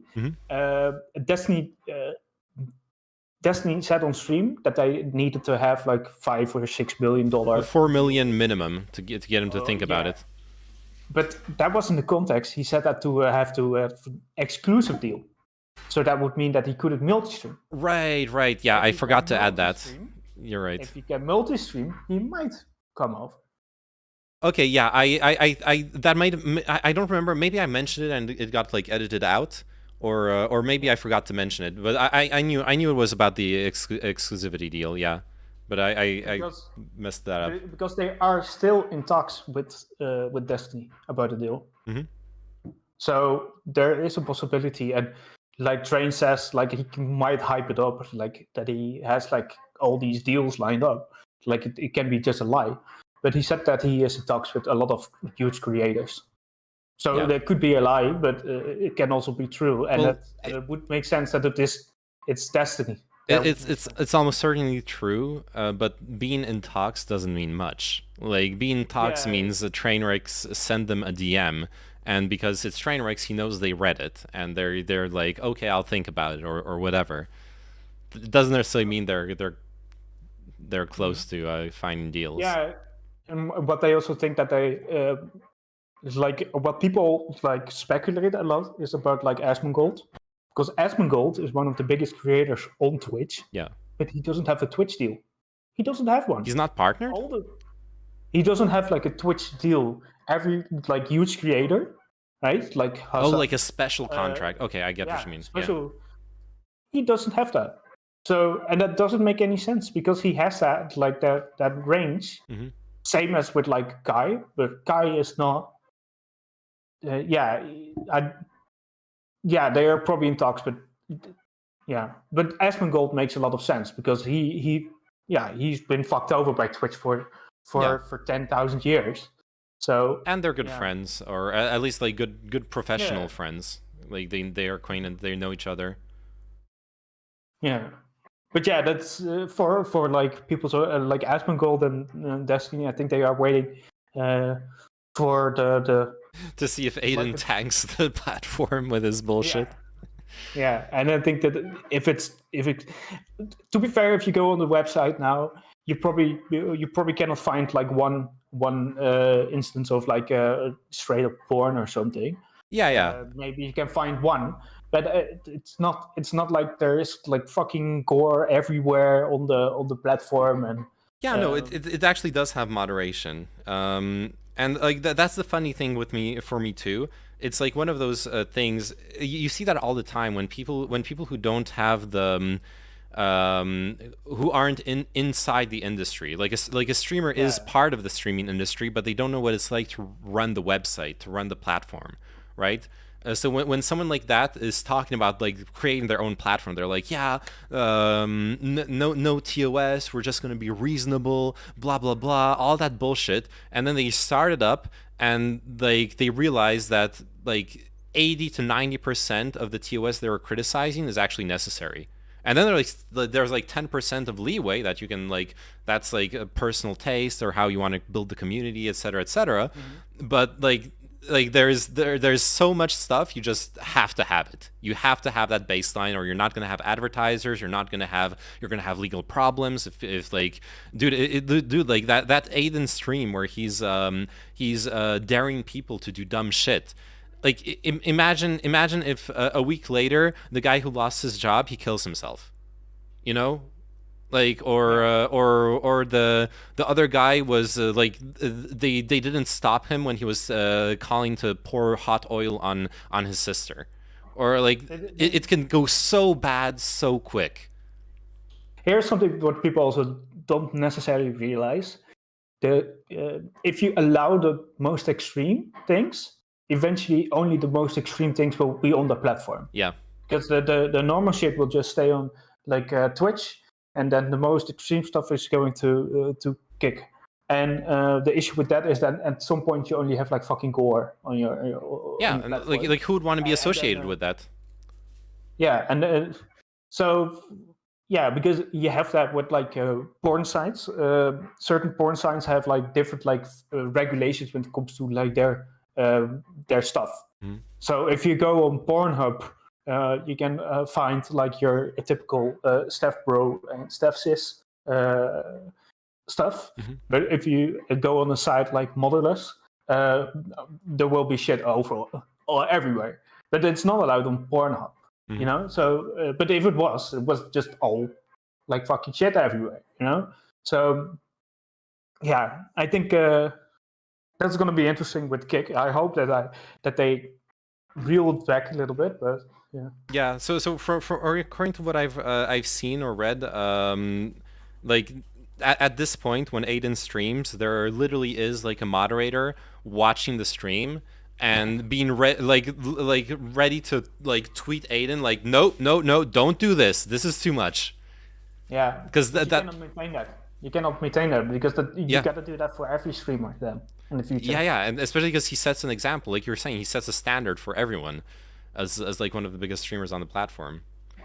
It's not sustainable. If they want to have success, they're gonna have to like tone it down and just ride the notoriety, the hype from being like the fucked up the platform where you can do anything. But if they actually become the platform where you can do anything, it'll kill the platform. Yeah. Yeah, well, you say not sustainable. It could be sustainable, but it wouldn't be like a competitor to Twitch. It would never become a competitor. That's my, because if it gets known, like for this awful site where you could just dare people to do whatever, you know. At some point, the moms get involved, you know. Well, that's. Like, oh, sorry.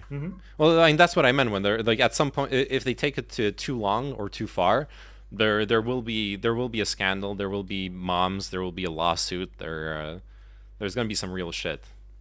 Yeah, because it's not about the advertisers, because they don't need the advertisers for Kicker. Yeah, because they got Stake. Like, yeah, because they got Stake, lost leader. So, yeah. No, it's interesting, and I hope, like Magic Turtle said this like earlier, but I hope it becomes like a competitor towards like Twitch, right? Yeah, that's only for the better. It has a better sub split.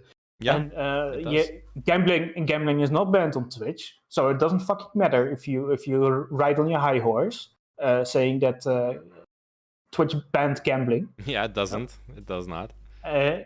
And if you say like, I don't like supporting Kick because of Stake, well, you're supporting Twitch and you're supporting Amazon. So you're supporting people peeing in bottles because they cannot have a break. So based. I've peed in bottles, okay? Yeah, yeah, but you're a gamer. That's just normal, you know. So that's just Mitch Jones style, right? Or that one guy that testing debated. There was one guy that he also punched his phone, but or his microphone, but he also peed in a bottle during that debate. Like So during the debate? No way. yeah. I missed that lore. Yeah. So at least that's what he usually does. So therefore, they thought that he was doing it again because a bottle went downstairs. Oh But no. then we didn't see the action. That is terrible. So yeah, but yeah, that's it. And Yeah, well, I think you too. Thanks for the chat. Hey, when are you gonna stream again, or are you still like in the grinding the job and stuff? I just recently this week I had a normal job schedule because people keep on quitting the job. And honestly, I don't understand why, because it's such an easy job, and you get paid pretty well as well. So so I don't understand it. So it's weird. So, but yeah,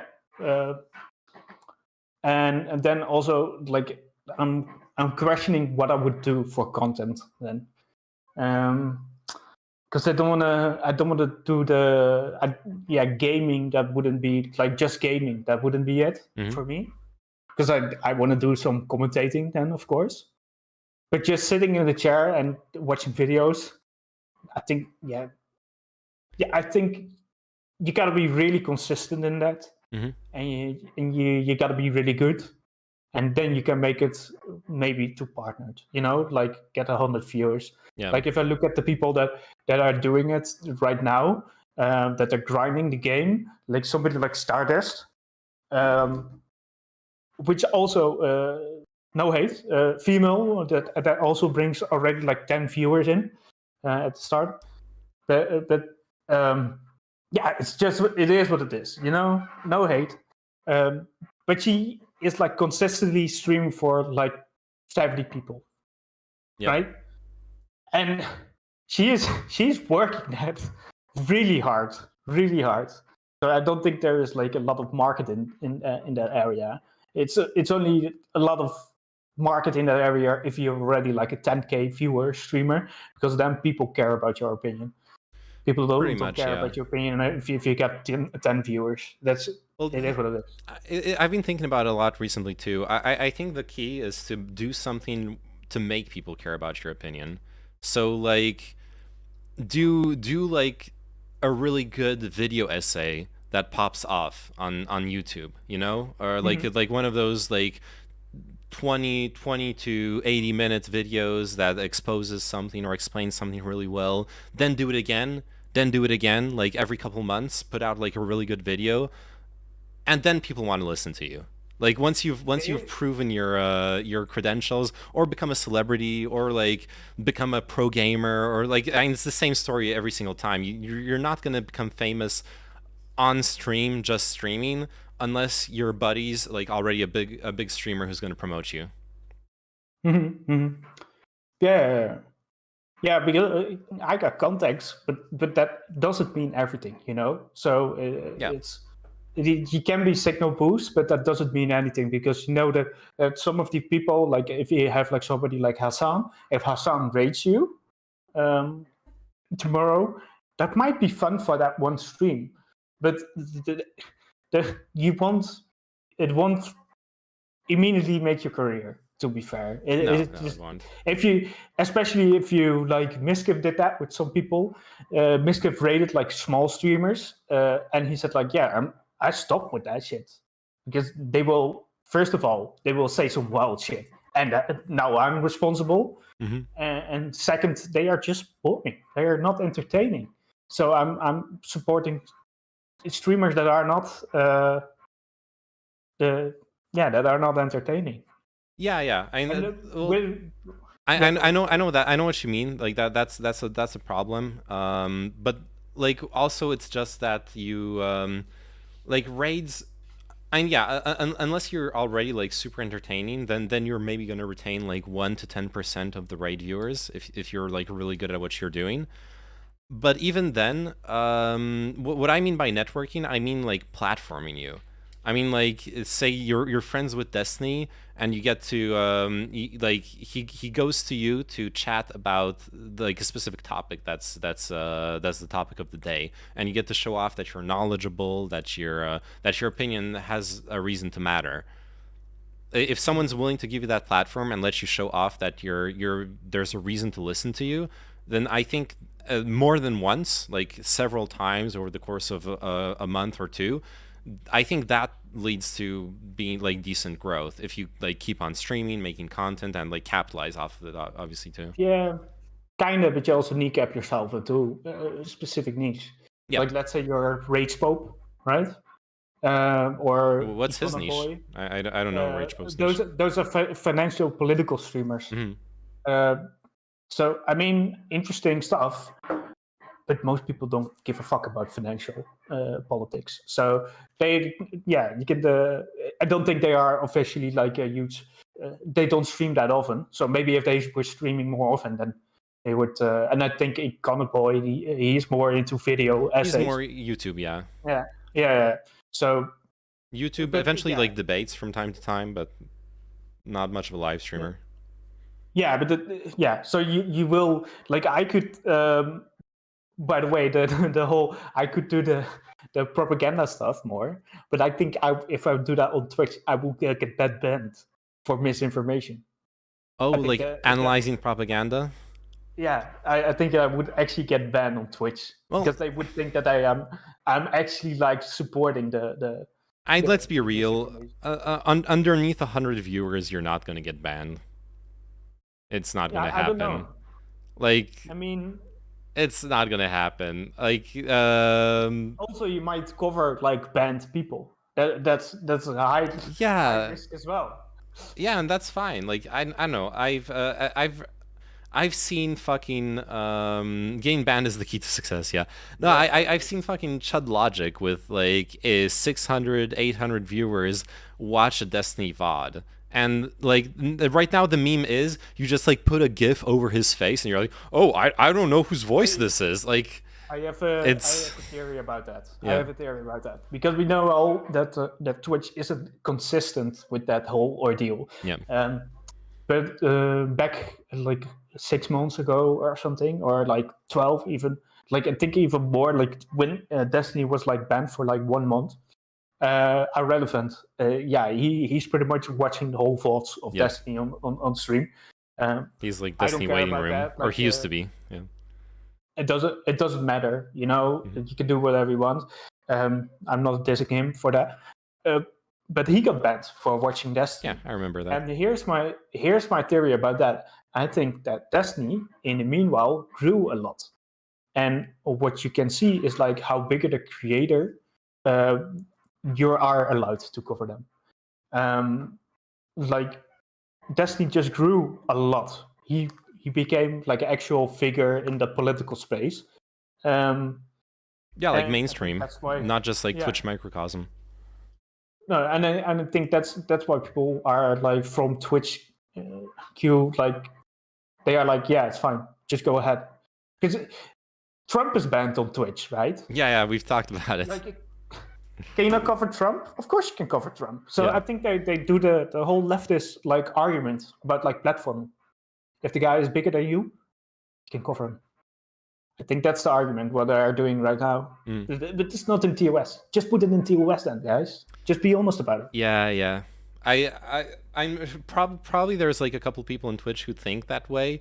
I think a big problem also was when the when there were those leaks. I forgot there were with the I think it was the Amaranth stuff or I don't know specifically. There were some like big leaks concerning some like sexual misconduct or maybe someone else. Yeah, but that's different because of the fact that the whole the like the thing is the leaks. Leaks are secret, right? We don't know those people.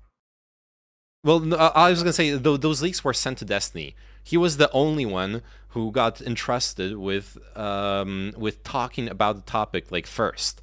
So everyone who wanted to talk about this topic, which only concerned Twitch streamers and concerned no, like you were talking about the Adriana Lee situation about Miskiff. oh yeah, it was this. Yeah, it was this exactly.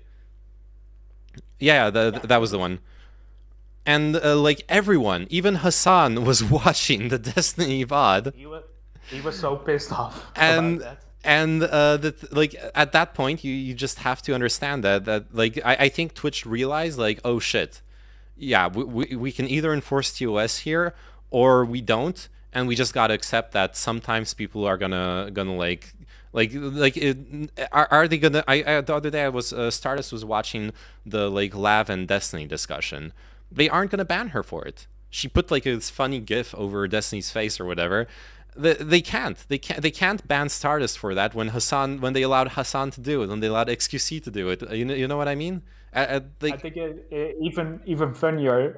I don't want to snitch, of course, but Not So Erudite just talked with him on stream. Oh yeah, she did that. Yeah, I've seen that actually. I've listened to that part of the discussion where like Destiny's like, wait, are you streaming? And she's like, yeah. Wait, do you know I'm banned? Shouldn't you like stop the Twitch stream? And she's like, oh, it's okay. No, it's ridiculous, but therefore I think that they made the Twitch the leftist platform argument, because there's a high chance that they actually think that, because of the fact that they are the San Francisco people, right? Their trust and safety team or their band team is located in San Francisco. They are known for having a leftist bias, so I think it's pretty logic what was going on there. I think that they are actually like just going for that angle, and I'm like, yeah, I'm fine with it, but just at least put it in your fucking TOS then, right? Just be honest about it, because now if you're just on the wrong side of Twitch, they can just ban you because of the fact that you watch the Destiny VOD, which I think is ridiculous. I think I don't know. They'll never do that. They'll never do that because it gives away too much power for no reason. Like imagine if in the next year Nick Fuentes becomes like a huge figure again, or I guess he never really was a huge figure, but like if he becomes like Destiny size, does that now mean that they have to allow people to platform Nick Fuentes? Maybe they don't want to, you know. You can platform Nick Fuentes on Twitch. No, he's banned. He's banned from Twitch. No. I don't think he's banned. I think he doesn't. He doesn't have a Twitch account. No, he is. I think he got banned in 2019. Oh, okay. I'm looking it up right now. Well, it might have just been a temporary ban, but I'm like 99% sure he got banned from Twitch. They banned Trump. What the fuck is going on there? Now, but yeah, I think that at certain points, you need to have conversations with like Nick Fuentes if he becomes the new Republican candidate, right? Oh, like in that sense, yeah, you're right. If he becomes like a political figure, then you have to be able to like discuss what he says. Yeah, you're right. And he is already like pretty big. Like people underestimate him because he does actual like real life politics. He's not just some clown like us, like talking politics on the internet and not doing anything.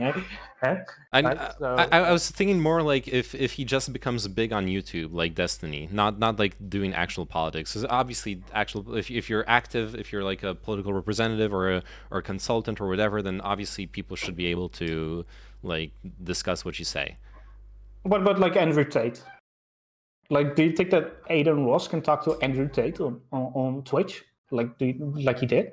Yeah, because Andrew Tate never got banned on Twitch. But if Andrew Tate was banned on Twitch, then yeah, I think you should still be able to talk about him. Yeah. Yeah. Yeah, he's too big to like deny that. I don't know. I'm like back and forth on that one, where like I have to realize, and I'm totally part of the problem. But like even when you're making a video to debunk Andrew Tate and to criticize him, you're still like improving his metrics, improving his like his visibility online. Yeah, but I prefer like YouTube's guidelines around it about banning people. Like you can ban, then you cannot monetize your own stuff anymore. There are ways around it, but there are always ways around it. Like Keemstar, Keemstar is banned of YouTube, but he has like a company, and that company now owns his YouTube channel. So he has a company that has a YouTube channel, but he doesn't have that YouTube channel. I understand. Something Yeah. along He those makes lines. he sells content to the company that then posts it Yeah. on yeah. So so I think that if you let's say like ban people of YouTube, you cannot monetize anything, but you can still be featured on videos. Yeah. Right. It's just not your channel anymore, right? You cannot make a channel like Sneeko, right? He got banned. He cannot make a channel. He cannot monetize himself on YouTube, but he can still go on Destiny, and he can still talk with Destiny. So I think that's more logical and it's more reasonable and it's more sustainable, because now every time somebody like Andrew Tate comes along, you gotta think, is he big enough? That's and that's like that's like a minefield if you admit you are judging on that metric. Yeah, and it's you're And never going to be like also- fully objective. Yeah. And it's also why Twitch politics is dead. This is all because you cannot. You can't like, talk to people, yeah. You can only talk to LectureFan, right? That's the only person that's conservative on this platform that's still around. Like, Talk to who? LectureFan. Oh, LCTR fan? Yeah. Yeah. That's probably the only person. That's not true. That's not true. Wick's been doing great at like finding stupid, crazy people to like defend all sorts of wacky things on his panels. I mean, CTV was too right wing for Twitch.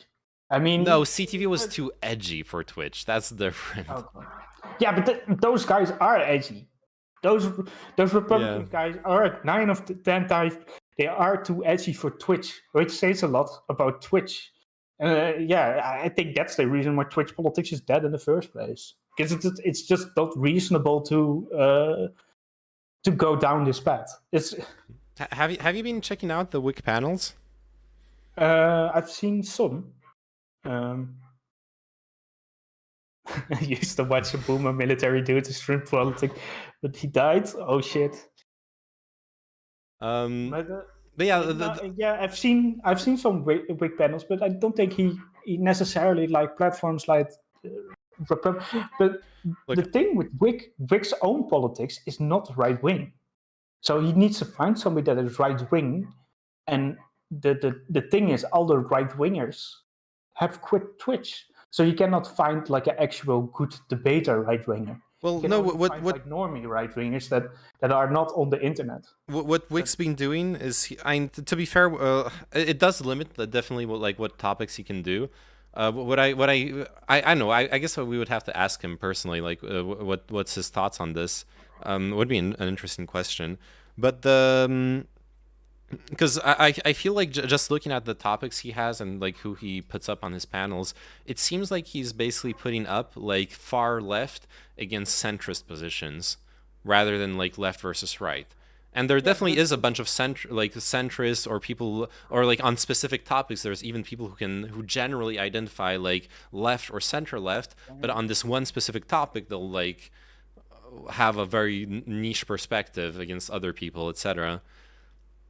I know, it's like Lav, like the other time he had the. It's like fucking Tiberius. If the font is right, it's fucking Tiberius. Then there's something wrong on the website. You can agree with me there. It's the fucking Tiberius is not a right winger. Like he's not far right. No, he's like center right. Center right. Yeah. But we do have people that are far left on this platform, and they get by. To be fair, they have been banned recently, like in the last year, because they got a little bit crazy. I know. What I'm trying to say is, like the last time I tuned into a Wick panel, it was about originally it was about the I think it was about the Say Her Name discourse surrounding the death of that trans girl in the UK. and then after the panel, when it became like an open call, it ended up being like a shouting match between Lav and a bunch of other anti LGBTQ stuff in schools people, and only like the only people defending like LGBTQ rights, or trans rights rather, specifically in that case, where because it was about schools and like it was about like pronouns, teaching pronouns in schools. The only people countering having the like progressive side of the argument were Sansul, Vivian Wolf, and I forgot her name, but she's like one of your orbiters. But she's like bigger than us both combined. But Zonia? Or? No, not Zonia. Zonia usually does that. Oh, is it? No, she wasn't on that panel. No? It was. Oh fuck! I just associate her with you because I saw she like liked and responded to some tweet of yours a while like this month. I don't know. I don't remember who. It doesn't matter. But like, and there was like 9 people on the panel, and only like 2/3 of them defending the others, the progressive side. The rest of the people were just like Lav was just yelling fucking punchlines like wokeism is a religion. Or like yelling at Vivian Wolf, if you believe in trans identity, you believe in a soul, and then like a couple other people actually trying to do arguments over between the shouting matches. It was like a complete shit show as well. But like, there's no way you can look at that and be like, there's only lefties on Twitch. That's impossible. I'm sorry. That's not what happens there. I think there are some differences when it comes to if people are progressive or not. But I think that also, if you look at like Destiny's Ben, he got banned because he was discussing trans rights, right? So we don't actually know that. We think that, but it could have been the Nick Fuentes platforming. It could have been just like an excuse because he's been edgy for a long time. Yeah, it was hateful conduct. That was the only thing with what they said. But well, yeah, but to be fair, I don't mind that people get banned for not for dating that dumb topic, because people are keeping on debating about it, and it's not relevant for normal trans people in daily lives. So I don't care about it. Like the trans sports like debates, I don't care about them. I think they are so dumb. Should just stop debating that shit. So what's this? I would let them balloons spy all over me. Wink, wink, nudge, nudge. Oh, I liked that tweet of yours too. Oh, I cannot. I'm not gonna scroll up. I'm not gonna scroll up. I was showing it on stream. Yeah, dude, warn me. We are a Christian, wholesome, friendly stream. Okay, family friendly here. Yeah. Good that you didn't scroll up. But yeah, no, I think it's there. And I think there's also we have some in jokes amongst the Twitch politics like community as well. Like you have like this round of like topics that always come back, and they're always the same. Yeah, it's about BLM, racism, pronouns, trans rights, then Hitler, and then we go back to trans rights. You know, that's like the door. And I think some of these topics are so chewed out. So I don't like them. So yeah, it is a meme. Mm-hmm. Man, I've been begging Wick to like let me in on one of his panels for a while now, but I think I think that's not gonna happen.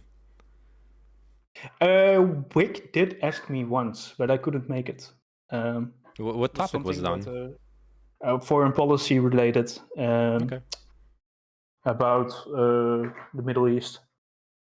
I don't know why he asked me, people about the Middle East, but he probably thought like foreign policy. So don't you have this image of being like the foreign policy guy with like I know Stardust brought you on to like talk about Ukraine, stuff like that. So yeah, and it's also because of the fact that all the predictions come true, like on that area, which is kind of funny. It's like I'm the biggest "I've told you so" guy on Twitch, pretty much, when it comes to foreign policy. Because again, I remember when the Ukraine stuff, just the war broke out, and people were saying some dumb shit, I know. some ridiculous shit. Like I told you that, but for the people that don't know, there was one guy on a Prime Kai's panel, and he said that the war in Ukraine is because the institutions in America are not functioning good and are racist, and therefore, if we stop being racist in America, the war in Ukraine will stop. Wow! And I was like, you dumb fuck, you know? I was shouting that guy down. I was like, how can you be so fucking stupid and so fucking American centric that you actually think that? Like, and you saw like Prime Guys also like looking like, what the fuck what are these dumb people saying? You know? Yeah, Because that's they were crazy. actually agreeing with that guy. They were agreeing with that guy. But actually, it was true. Now that they are trying to solve the racism in America, the war is going to stop, guys. That's what's going to happen. Yep. Um, That was a Chinchilla L. That's why there's two Yeah. L's in Chinchilla's name. Yeah, true. Chinchilla But- Fuck, I'm like mad at myself for not having capitalized on the like boost in viewership I had covering the war. Like I should have been all over those panels and shit and like doing the like debunking shit and arguing with people. But oh well. Yeah, it's just dumb because also the whole what about America? Yeah. That was such an like, can you shut up about America for once? You know, Yeah. we're talking about Ukraine and Russia, not about America. So yeah, so that was like yeah, and that's why what Stardust saw. So Stardust also invited me based on that stuff. Mhm.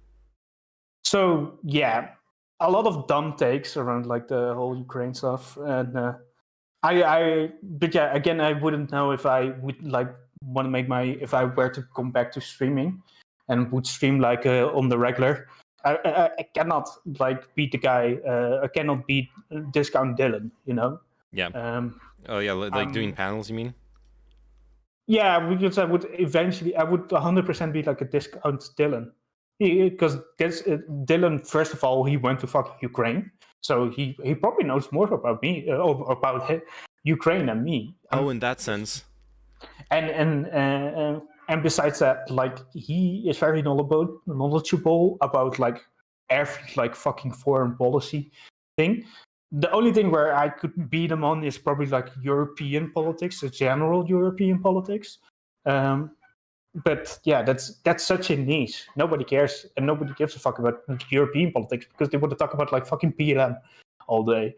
I'd tell you one thing is that even if Dylan has like definitely is like the leader in that niche on Twitch, that doesn't mean you can't eke out of like your own viewership. You're not like you don't have to compare yourself to like Dylan and what he's accomplished and all that stuff.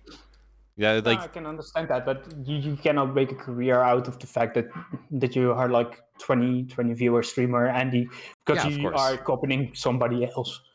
Because that's yeah, but the thing is, you can't make a career out on Twitch regardless if you're unless you like come up with the new like you come up with the like new big thing, new big niche, or you're like on the up and up and are lucky, but. I think at some point, and this goes for like creation in general, art in general, you kind of just have to do what you like doing, because most of the time it's not going to pay out. So you need to like wake up and want to do it, even if you're not getting paid, and that will only work if you're doing something that you enjoy. Yeah, I remember when I started streaming, I was just mostly just focused on just gaming because, and I was actually. I did like Stardew Valley. I did a lot of Stardew Valley, and what I did was speedrun that game. So I speedrun that game, and that's like such a weird ass niche. But that was the time that I got the most viewers, right? But at a certain point, yeah, I got bored of Stardew Valley. So now you got to move on to something, or you got to stick with Stardew Valley and play it against your will. Well, that doesn't work because then you're not entertaining anymore, right? Because you're you're like, fuck this game. And then you got to play another game. But now people aren't watching you because they want to see the Stardew Valley play. And it was also, this is one thing that Asmongold had a problem with, because he was only covering World of Warcraft. Mm-hmm. And at some point he was like, I'm going to play other games. That didn't work. His viewership dropped tremendously, to the point that he said, like, well, I got to go back to World of Warcraft. But then he started to realize that he can expand his niche to a certain degree, which is MMOs. So now he covers everything when it comes to MMOs. Yeah, he got to play Final Fantasy. He got to play the other one. Naturally, you're saying you're memeing about modding Stardew Valley into an FPS, but that's actually what a lot of speedrunners do to like keep the game fresh, to keep it fun. They'll impose new rules, or they'll add mods. They'll do there's like all those interaction mods where people can like donate bits, and it will change something in the game. It will spawn something, despawn something, like fuck with your character. But yeah, that's like what you got to do to keep it entertaining. In Stardew Valley, you have people who do bees only. So they only do bees. Yeah. And then the honey, they can sell the honey. And then the whole idea behind it is that eventually you can buy like the supermarket, the JoJo's or whatever it's called, supermarket, and then you complete the game. So you have all these like variations. But at some point, I'm just like, well, I've played the game. And also, back then, I don't know about now, but the mods were shit. The mods were actually shit. They were it was like so, you know, when you install mods and that one mod of all those mods is so broken, so you can do something so easily, which breaks the game. Yeah. And then I'm like, yeah, it ruins the game. So yeah. Yeah, I guess the good approach probably would have been to like what Asmon did, to like stick to games that are very similar, to like slowly get your viewership used to you doing different things, but similar things, and then like very progressively expand. Yeah, because again, what I said, like, if people are not interested in watching you can say like, well, it's an art form, but you won't grow, and then of course, you slowly die off. So there is a balance there. So yeah, I know. I've been thinking about it a lot. Yeah, it's hard. Maybe you should just say some dumb shit, and then I've been trying, but no one cares about what I say. That's the problem. Even when I say dumb shit. You should just go full leftist wokeism.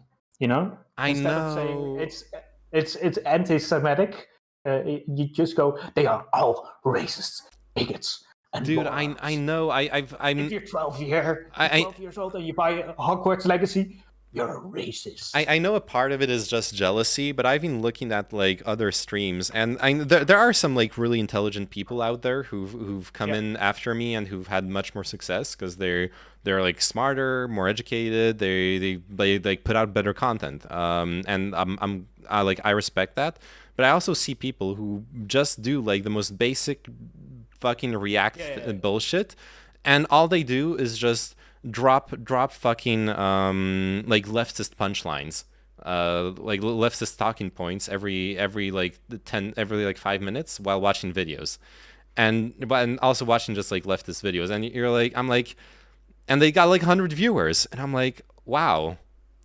And all you do is react too. You're like, this is a problem I have with like my own content too. I don't like React streaming. I actually I like a little bit of it. Like obviously I like watching a video, and I like the chatting about it and getting and there's like some really cool stuff to see, and it's interesting to watch it with an audience and all that stuff. But when that's all you ever do, you're a parasite. You're not creating something. You're not adding to the discourse, and you see that constantly on Twitch when like a new interesting video comes out. It just makes the rounds. Everyone's just watching it, Everyone's just jerking themselves. Same with drama. All the drama streamers, new drama pops out. All the drama streamers are watching the original drama, then the other drama streamer responding to the drama, and it's just one huge circle jerk. And at some point, I'm looking at that, and I'm like, what am I adding to the world? If if I'm doing this, I'm not dissing on the people who like feel fulfilled doing that. That's good for them. I would not. If that was all I was adding to the world, I would be like, what the fuck am I doing with my life? Which is why I've been thinking and like trying to work on some like more static YouTube content, something where I'm actually feel like I'm creating something and like putting out something to the world. But yeah. It's Yeah, hard. but this is like because you have some messages in chat about like community. Like Joseph is talking about community, and Magic is like saying the Hassan technique. Like the thing here is that is both true, and you can see that in audience capture. That's also like huge. If you talk about like Hassan, and you talk about like the Ukraine war, right? Where he has these weird stakes, like where he switches between like this take and that take. It's because of the fact that he wants to keep the tankies in his community, while he also wants to have like the center left people in his community.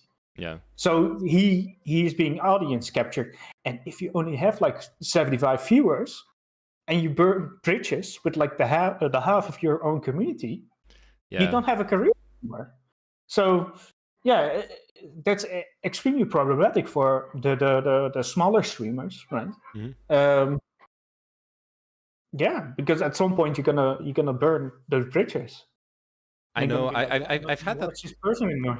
I've had that problem because I've attracted some more like far left or tanky viewers, and I just can't. Like when someone's in chat going like full tanky apologia, I don't mind it.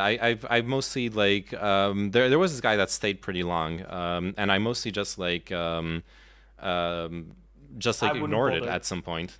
I wouldn't bother. I would just ban that person. Well, I ended up banning them. I ended up banning them. There's this other guy who isn't like a tanky, but he was like pretty like full on extreme lefty.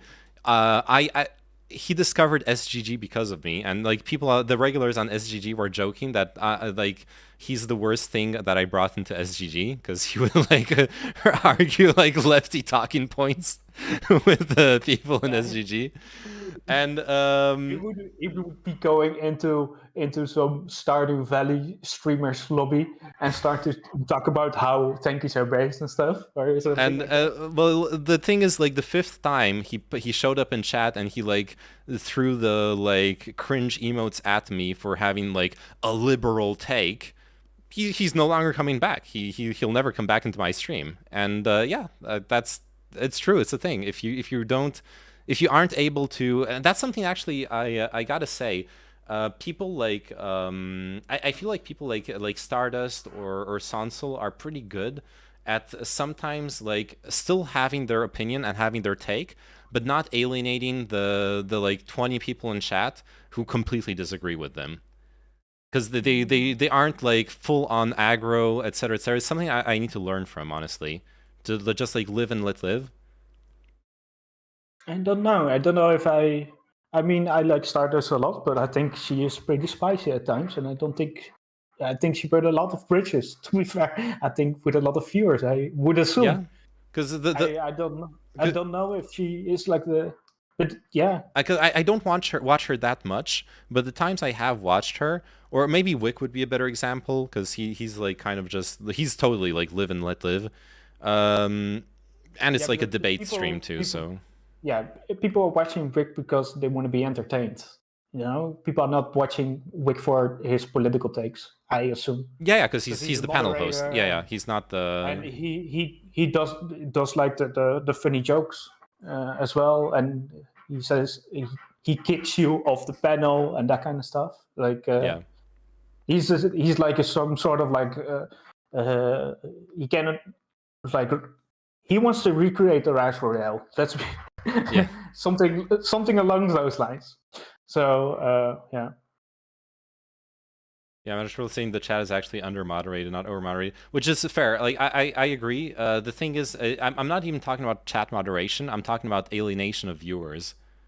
Like not even like should I ban or not ban people? More just like if I have like a strong take on this topic, I will alienate like. I guess it doesn't really matter because like at this point with 10 viewers, you guys are like the core audience. You're gonna be here. You're gonna be here whatever I do. There's also no, you don't have like a new stream. So imagine having like 12 people here, plus that one crazy guy. You guys understand that that's the crazy guy. But if we're all new here, you don't understand that's the crazy guy. You think that he's part of the community. That's what you think. Yeah, so that's something I've been struggling with too. Like when you got like one of those really trolly or really obnoxious people in chat, and you're like, okay, I wanna, nice. Yeah, I wanna be like live and let live, but if I showed up in my own stream as a viewer right now and I saw that going on in chat, I would just not want to. I would just not want to chat, or maybe would just turn off the stream right away. Because like some guys fucking posting walls of text about some insane bullshit. Like the classic politics section craziness, right? I mean, I don't care about the wall of text, but I care about like if it's a fucking dumb tanky.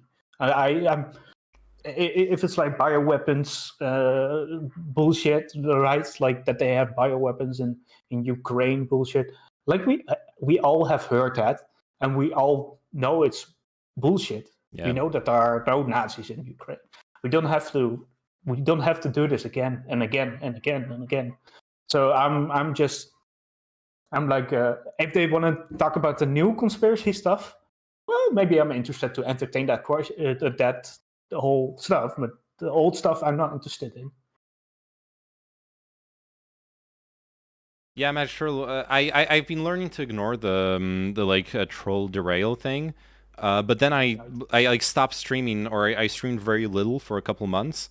And then I realized now that I've started streaming regularly again since like this year, I need to like relearn to just ignore the or just like dismiss the like troll derail thing in chat. I need to really like know when to ignore chat, or when to just like mute or ban someone, and when to actually respond. I agree, it's really bad when like content wise. Yeah, you know, almost like circle jerking for like 2 hours with my streamer buddy Chinchilla on random topics without any like directing topic. No, it was nice chat. Yeah, it was nice. I actually and dude, it's been so long. I enjoyed it. And I honestly like. Did I move you on the anti-Semitic stuff a little bit? Fuck. So, oh yeah, going back to that. I still think that there absolutely is a purpose in activism around around those topics. I do think that there is but I think we both agree that the activism should try to reach an achievable outcome, as well as the attention, like bringing attention to the topic. So, but I don't know. Boycott clearly failed. Of course, I'm not gonna stand the position that you can never boycott and you can never protest and it's all useless. But I will say it was useless in this situation, and it was counterproductive. And a lot of times it is counterproductive if you especially if you do the whole woke stuff, then you're just showing out and you're just preaching for your own demographic. And those guys are gonna buy the game probably anyways as well. So nobody gives a shit, you know. So the funny thing is, because originally it was it was me being like, I don't care about the boycott, right? That was the disagreement. But then because of how we discussed it, it ended up being me defending the like activism and you saying it's useless. That was my plan all along, making you look stupid. No, So, but no, what I want to say is that I got him, guys. you got him. What? Fuck. Wait. What were we saying right before this? That you are you were protecting the boycott eventually. Yeah. No. I was talking about the effectiveness of the boycott, and that I think it's counterproductive. Oh yeah, the counterproductivity. situation. Yeah, And yeah. in I'm most not. situations. I'm not sold on the counterproductivity in the sense that, but like once again, this is just in nuances. This is not in like we don't have like a big fundamental disagreement, but I do think that the boycott and the discourse around it absolutely could have been far more effective if you weren't going like full on if you weren't alienating people. I think I think it's interesting, but there should be people be able to also, because we cannot. Can you find like any example of like a boycott that was successful where we did this shit, which was also like a fun game? Because I think if the game wasn't fun, then the boycott was probably successful. But that was only successful because the game isn't fun. It's not because of the boycott, you know? Yeah, I'm trying to think. I know. But once again, I'm not like necessarily talking about I'm not talking about the boycott in economic terms. I'm talking about the activism in like activist terms. So like I would say, for example, the people gluing themselves to the paintings, that was a success. They achieved what they set out to achieve. What did they wanted to achieve? To bring discourse, to bring the discussion of climate change and the need for ecological reform back into the mainstream media as the main topic. Yeah, I don't know. I remember there was one dude who glued himself to the table in a Dutch television show. Mhm. Everybody just clowned on him for 1 week. They did, but and nobody was talking about. Everybody was saying like, well, if you want to have that attention, like all good and stuff, but you're just a moron. That's what most people said. Most people didn't talk about the subject. I was more So- thinking about the museum protests. Yeah, Like I here in France, they got a lot of press. There was some interesting like the right wing, the main right wing publication Figaro. They had a headline. The headline was saying, we're talking about just people like gluing themselves to fucking to not the painting, you know, they're like the protective glass of the painting, and the headline was eco terrorists are coming back, and like yeah, it's bad publicity, but it's the good kind of bad publicity. It's like it's sure it's divisive, etc., but like people are talking about the activism, people are talking about ecology and climate change, and yeah, that was a change of pace. Like that was the only way to bring those topics back into the mainstream when all we were talking about was the war in Ukraine and gas prices, right? Like like how do you beat those Okay. things? You know what I mean? Yeah, I don't know about the specific example that you, because I'm not like French politics. Yeah, guy, obviously, so, yeah. So And I guess what I'm trying to say, obviously, yeah, it's subjective as well. It's not like I have like metrics about the attention brought to the topic, but it felt to me successful, at least in French media, as far as bringing attention. But I know what you mean with the guy on German TV. I saw that clip too, and yeah, people Dutch TV. or Dutch TV, sorry. But people were making fun of him, yeah. Yeah, yeah, and I mean also like sometimes I don't like the fact that they are destroying paintings. Sorry, I don't like it. So Yeah, I used to. and if I was like more of a centrist kind of guy, you know, I would probably like move my position then, because I was like, oh, look at those dumb fucks destroying paintings. Yeah. And then I would probably more likely be saying, well, I'm just against all this climate nonsense or something, you know? So the thing is, we actually had this discussion on stream, not with like anyone specific, but just with like the regular chatters. My understanding is museums always protect the paintings with glass, almost always. There's like very, very, very, very few exceptions. Then there's we had an incident in the Netherlands. So really with the how you call it, the Nachtwacht, the really famous painting from Rembrandt. Okay, it was not protected. No, it was not protected. Oh shit! I don't know. Somebody was throwing paint on it or something. Oh, that's fucked up. Yeah, that's actually okay. That I'm not gonna defend. I don't like vandalizing the painting for this.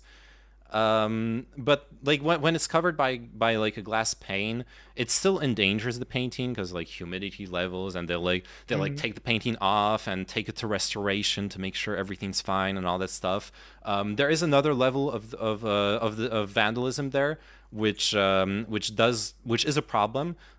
Here, like if you go to the Louvre, for example, and you look at the paintings, almost all of the paintings are in their original frames. So like the painting is like a piece of history, the frame is a piece of history too, and it's not protected. It's like wood, and the varnish is original. The paint on the wood is under the varnish is original, and all that will be damaged. So like if you're like throwing tomato soup, what they were doing as well in some museums, like throwing tomato soup at the paintings, that is bad. I'm not going to defend that either. But if you do it in a way that's not vandalism, that's just creating attention, I'll defend that. I think it's also good. It's also good psyop to if I'm let's say I'm against BLM, and I just go with a spray can and then go outside, and then everywhere I spray like BLM, you know,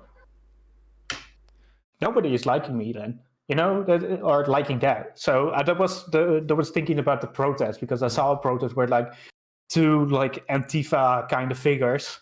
They had like the bandanas and that kind of stuff, and they were spraying BLM.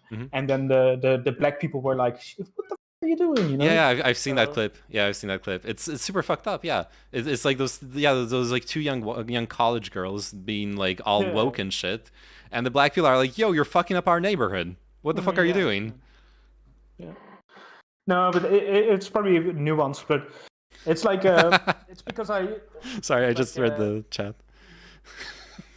Yeah. But sorry, go ahead. Yeah, no, it's probably a nuance that we have like a disagreement on, but yeah, I can just feel the right wing friends of me like pestering me about it, and for something I don't even agree with, like maybe the message, but not the throwing of the paint. Like I think it's if it damages the art piece or something, I don't agree with it. And now, am I supposed to defend those people? Of course not. But it's like, it's kind of silly, you know. So that's maybe where my bias sets in.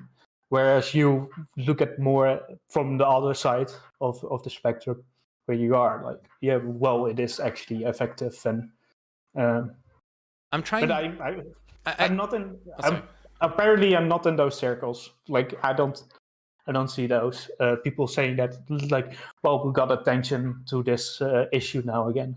Maybe I think I also, like, for better or for worse, I'm like biased because of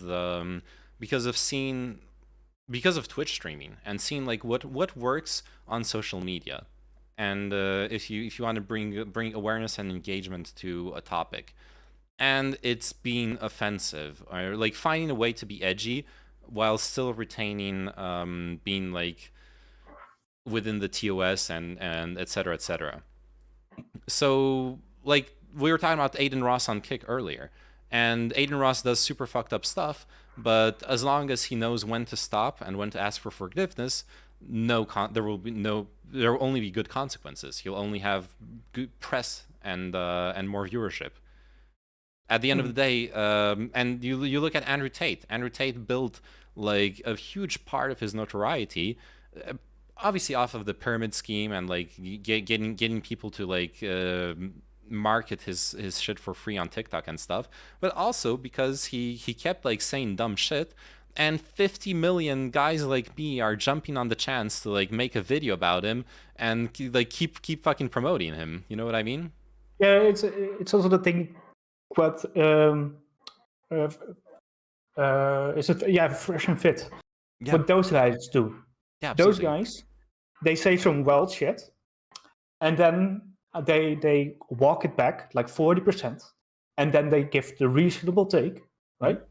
Which isn't that crazy. Maybe sometimes I still disagree with them, but it's not like dumb, dumb, like or racist or bigoted or something like that. Yeah, and then they have the conversation, then they have the attention.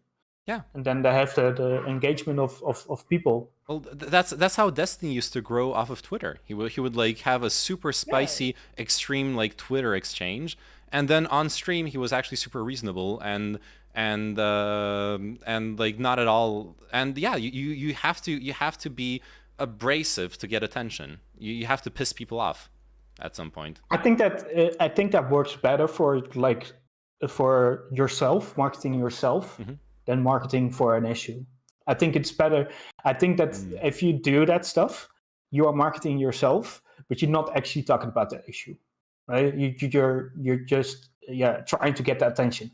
That is a good point. Like I think the guys from Fresh and Fit, they get the attention, but the initial contact you make with those guys, that's just because of the fact that you think they're outrageous or they are saying some actual red pill true things or something in your opinion, but not necessarily because what I said.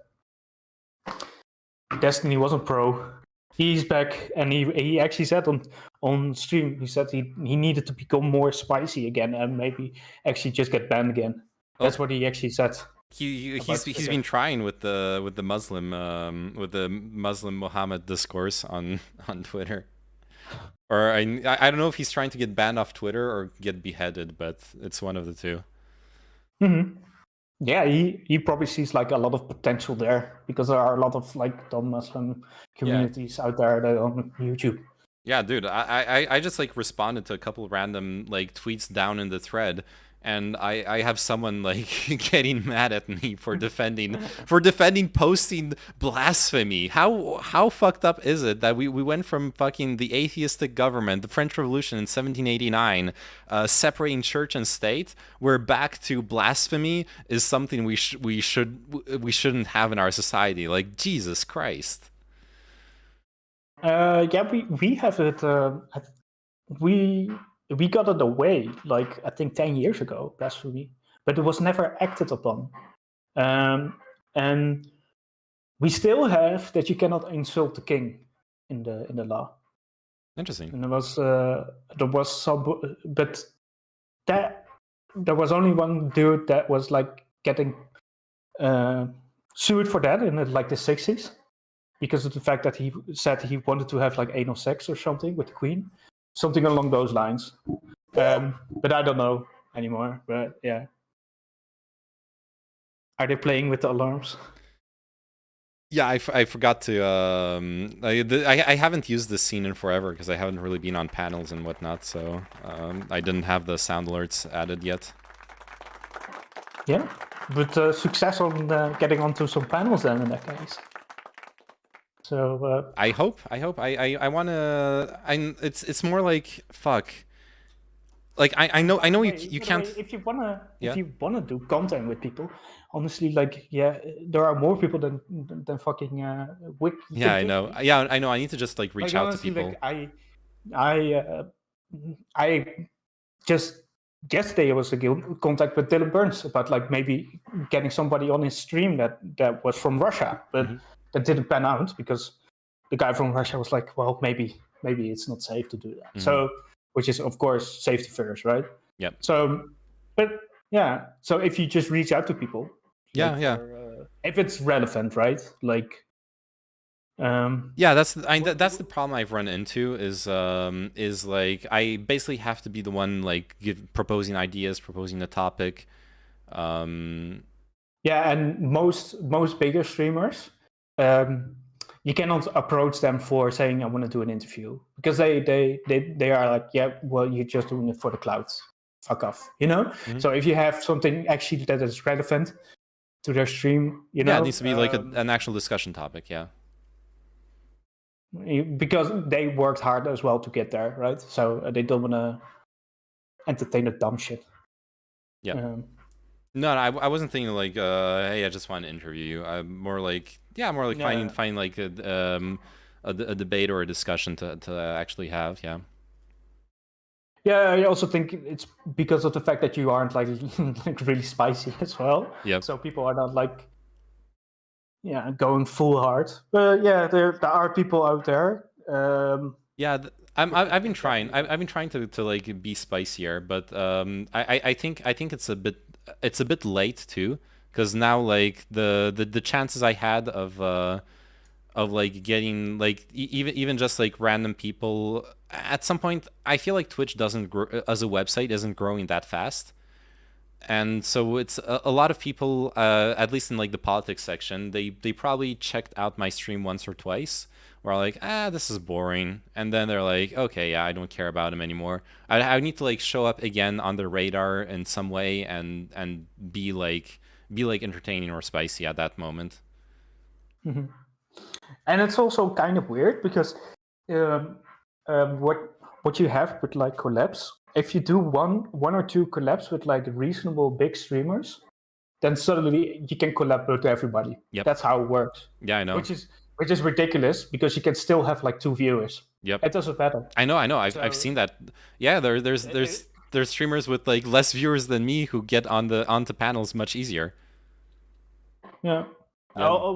Yeah, it might also be because of the fact that they are hold some dumb positions or something. Usually that too. Yeah, that's true.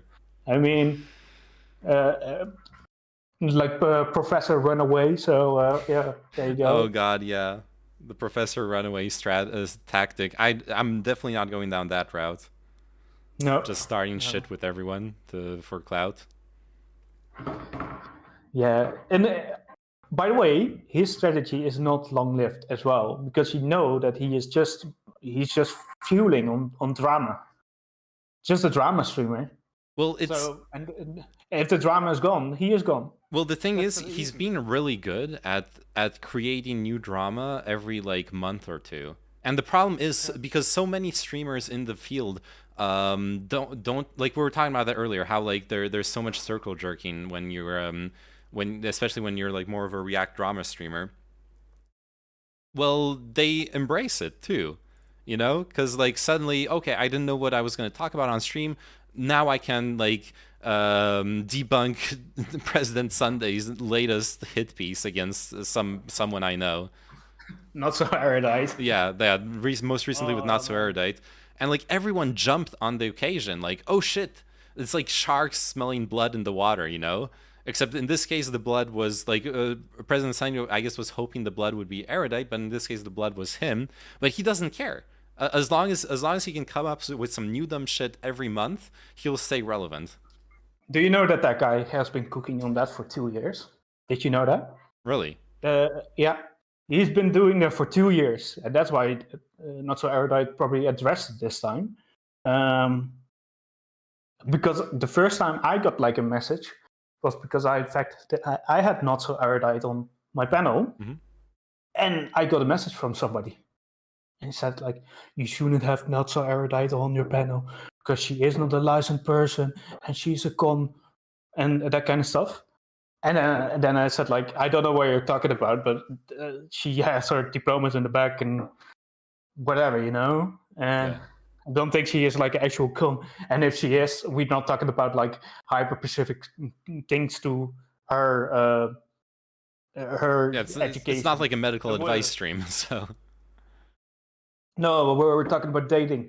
Oh yeah, I remember that panel with Tekajin and yeah, that was a fun one. And no, but so it's I thought that was ridiculous. But the fact that I back then already got like messages from people, and that means that it is like circling and that he is actually like trying to undermine her, and I'm like, whoa, you're obsessed, you know? So like, yeah, I don't understand that guy. At some point, you just let it go, you know? I mean, well, he's got more clout than me. I get it. I get it. Some people are just desperate for it. Yeah, and it works. He will be forgotten in 1 month. Like he gotta up the ante every time, and it gotta be more extreme, because otherwise it don't work. Because otherwise it's just, oh, that's President Sunday, you know. But then look at people. Like right now, I would honestly say that that Lav/Femoid and Mr. Girl are kind of stuck in the same position. They will die off. I think so too. But then the question is, how long can you keep it up? Or like, can you keep it long enough to like make yourself some like new value? Another person that is like extremely like hostile is Mr. Fanatic. Mm-hmm. But he doesn't get away with it because he streams. He still streams for 10 viewers, right? So he only burns bridges. So that's the only thing that he does. Yeah. So there is a lot of that. I hate when I talk about like when I diss on like drama streaming and stuff, because I know I sound like a million failed streamers on Twitch with the same audience size as me, who think they're so much better for not engaging in the drama and all that shit. Like, no, that doesn't make me better. I'm just not as entertaining. That's also just the reality. But I also like really don't enjoy drama that much, except with some exceptions. So like I'm speaking from like a genuine place, not a place of like trying to feel superior to other streamers who are more successful. So I hope it doesn't come off like pretentious and virtue signally the way I've seen it come off as. But yeah, there's a lot of that. I don't know. I mean, I never hate on anybody's clout, and life is just not fair, and that's just how it works. And true. I think if you when I started streaming, like the Stardew Valley stuff, I noticed there were people with no cams and no mics that had more viewers than me, right? Which, like, what the fuck, you know? Yeah. And here I'm trying to entertain people, you know. So you think, that's not fair, but I'm over that because it's just not how it works. That's just I don't care. But I will say that those people that are highly drama related, they gotta up the ante every time to stay relevant, and that's not really sustainable unless you have any substance. Otherwise, other substance. Yeah. Well, it's a stressful game, even if you're not the source of the drama. Like looking, like looking at Chud Logic, he needs to. I saw him like this weekend. He did like. It was like off schedule. He did like an emergency stream to cover the Lav stuff, and then like 3-4 hours later, I'm sure he had like other plans of just chilling or you know, like having a peaceful Sunday evening. Instead, he like suddenly he's streaming again and he's covering like some IRI drama. And it's just like he wants to be the first one to cover it. He wants to be the VOD that other people watch, etc., etc. And yeah, it's hard work. There's nothing like it is a form of hard work. Yeah, and if you're that guy that covers stuff, I will assume like that there are viewers that watch Chud Logic because they think he's entertaining. But if you're not that entertaining and you're just covering drama, then if you run out of content, you run out of everything. You will slowly. That's just reporting the news at that point, you know. So. Because of IRI doesn't. Well, no, IRI is entertaining too. He's a funny guy. He's pretty fly for a white guy. Yeah, to be fair, like IRI gets his most views when he is also doing drama. Yeah, so, well, that's everyone too. It's you're not better than somebody else here, of course, but yeah, whatever. Everyone gets the most views when they're covering the spicy stuff. That's also just reality. I only cover the Kino drama. Yeah. When it's drama to Kino, I support Kino in everything. Just kidding. But yeah, good chat. Yeah, good chat. Thanks for dropping by. I'm gonna actually be doing a bit more of this. Maybe not like maybe not panels until I like I'll follow some of your advice and just like reach out to more people. But I have some like discussions planned and stuff, and I've been enjoying some which will be more like debates, some which will be more like discussions. But yeah. Yeah, only Elysium can do that. Instead of covering drama, making drama. Well, that's Elysium's like expertise. So. That only works when it's with Chao. I haven't seen Elysium do drama with anyone else. Okay, but I will talk to you later. It was fun having a chat. All right, thanks for if you ever need a connection or something, just let me know. And absolutely, the Dutch connection. I'll be getting some dank weed from you. Because I know all the streamers and everybody at Twitch. HQ, right? Oh yeah. By the way, are you gonna come for TwitchCon in Paris? I can host you if you want. Who is in Paris? No, just kidding. A good one. No, but I might be able. I don't know when is it. When is it? I forgot the exact dates. You'll have to look it up. But if you need a place, I'll put you up. I got a couch. You can open up the couch and it's a bed. It's pretty amazing technology. You've never heard of it. Nice. Yeah, Elysium, start making drama again with Chao. Yeah, or with me. Start some shit with me, okay? And Yo-Yo can cover it then. Yeah. So there you go. Okay. All right. Talk to you later. Yep, see you. Thanks. Bye-bye. Oh god, I forgot I had this on my screen. Hey, we're getting right into the content right away, right off of that discussion. Poor man's tabloids. I want to see pics of Chud meeting with the alien race and the queen at the same time. Release the real already. Oh, that would be some fun. That would be some good Twitter memes actually. Like post some like shit post at Chud some like tabloid photoshops. Unentertaining drama is just sad. Well, the thing is, and you're right. But then entertainment is subjective, and that's like the problem I've been running into. Is I've been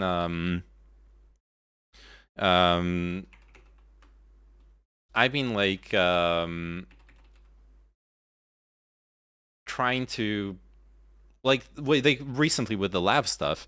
I like tune in, and 15 minutes in, I'm like, I can't. I just can't watch this anymore. It's not entertaining to me. Sometimes it is. There's some stuff that I'll find funny.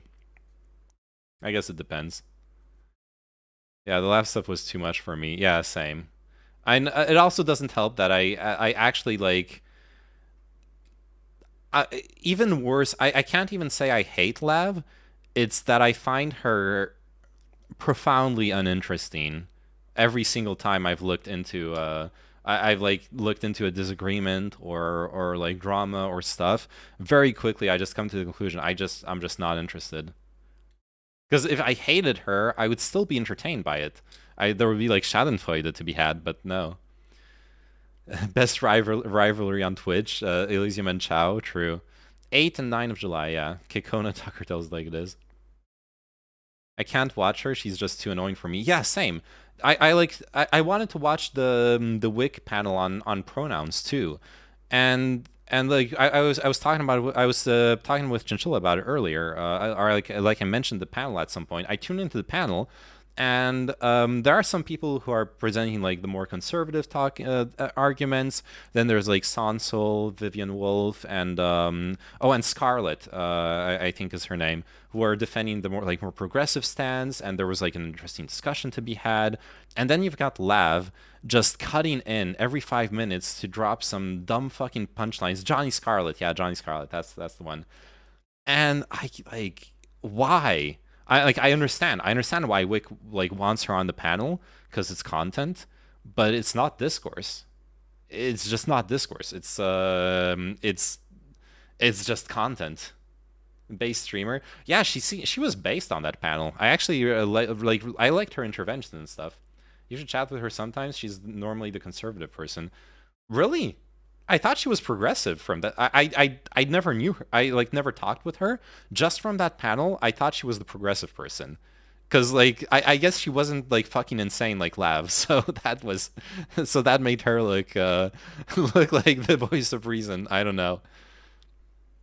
All right, this is gonna be some deep fake shit, right? You know that in terms of male, human, and female Pokemon breeding, Vaporeon is the most compatible Pokemon for humans. Not only are they in the field egg group, which is mostly comprised of mammals, Vaporeon are an average of 3 feet and 3 inches tall and 63.9 pounds. This means they're large enough to be able to handle human dicks. And with their impressive base stats for HP and access to acid armor, you can be rough with one. Due to their mostly water-based biology, there's no doubt in my mind that an aroused Vaporeon would be incredibly wet. So wet that you could easily have sex with one for hours without getting sore.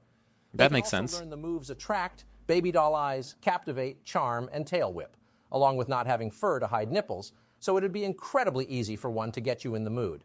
With their abilities water absorb and hydration, they can easily recover from fatigue with enough water. No other Pokemon comes close to this level of compatibility. Also, fun fact, if you pull out enough, you can make your Vaporeon turn white. Vaporeon is literally built for human dick. Ungodly defense stat and high HP pool and acid armor means it can take cock all day, all shapes and sizes. Okay, this is the part of the copy pasta I never understood. How is acid armor supposed to be an attractive feature? Imagine sticking your penor in the acid. Why? Or like hugging someone who's got acid armor. That sounds terrible. Johnny Scarlet is LGBTQ from Louisiana. Okay. It's titillating. Yeah, I guess so. It's titillating.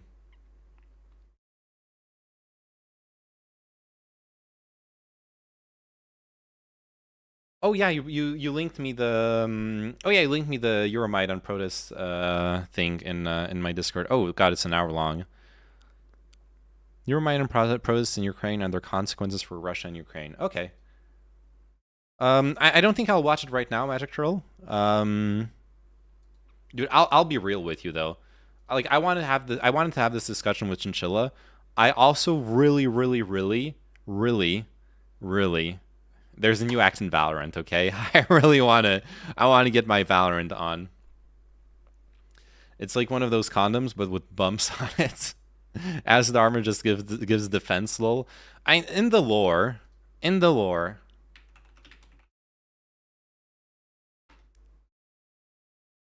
Like Bulbapedia, what does Bulbapedia say about it? Increases the user's defense by 2 stages. It's a non-damaging poison type move. Like, obviously we can't, you know, we can't go like to extrapolate too much from from just like the description of the game stats. It's not like the oh, is there maybe like a lore blurb describing the move? Oh yeah, here, description. Melts the user's body for protection. Liquefies the user's body. The user alters its cells to liquefy itself. The user alters its cellular structure to liquefy itself. Dude, how is that sexual? How do you have sex with the puddle? I'm gonna need like you know, a graph, like a WikiHow, step-by-step instruction manual. Speed might be a stat that plays into the fuckability. True. It's like a water mattress. But you don't fuck the mattress. You fuck on top of the mattress, you know? Acid armor is not sexy. Yeah, that's a thing.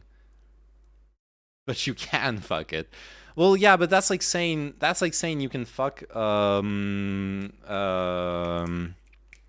vacuum cleaner, you know? It will hurt you. Don't do it. You'll actually end up in the hospital like 50% of the time. But if you want to, you could do it, and then you're gonna end up in the hospital. Don't do it. No, totally different. I guess, yeah. I don't know. I guess it's like rubbing yourself against something, and it works in that way.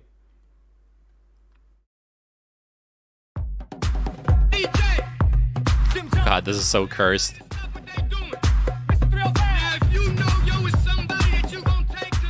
Dude, look at his face. This is the stuff of horrors.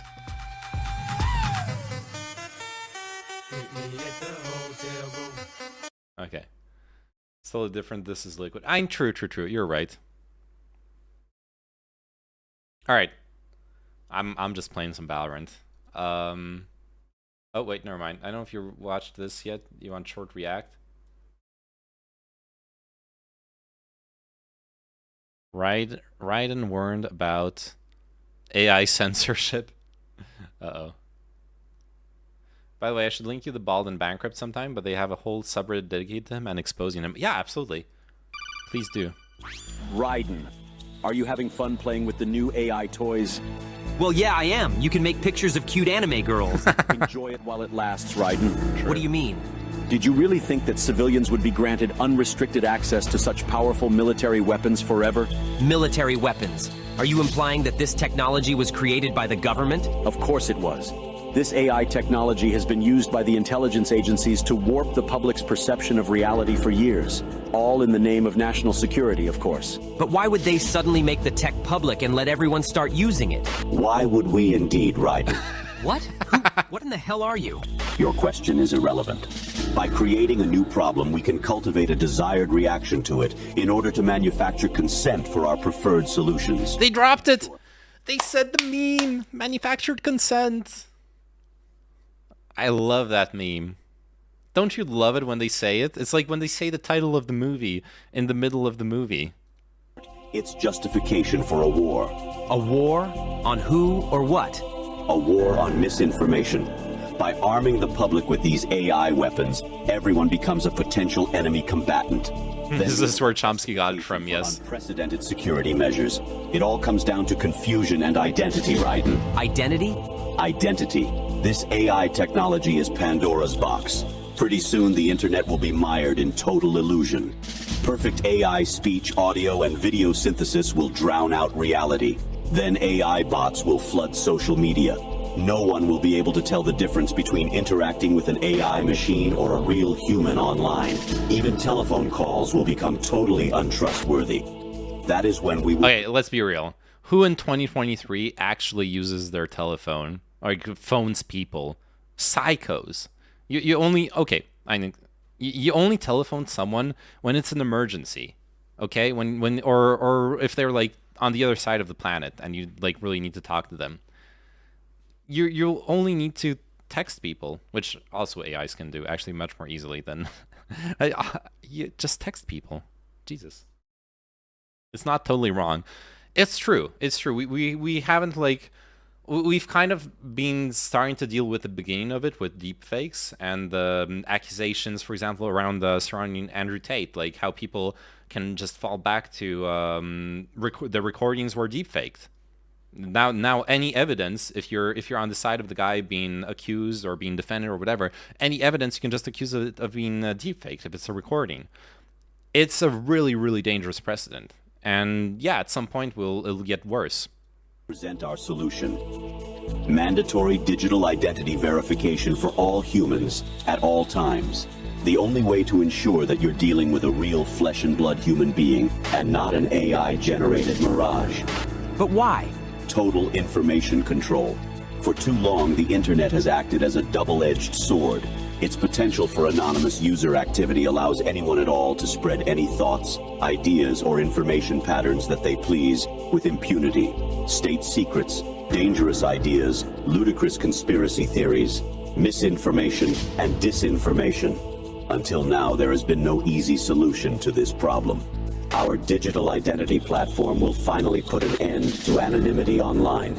It will allow us to trace misinformation and other dangerous communications to its source and exact appropriate justice.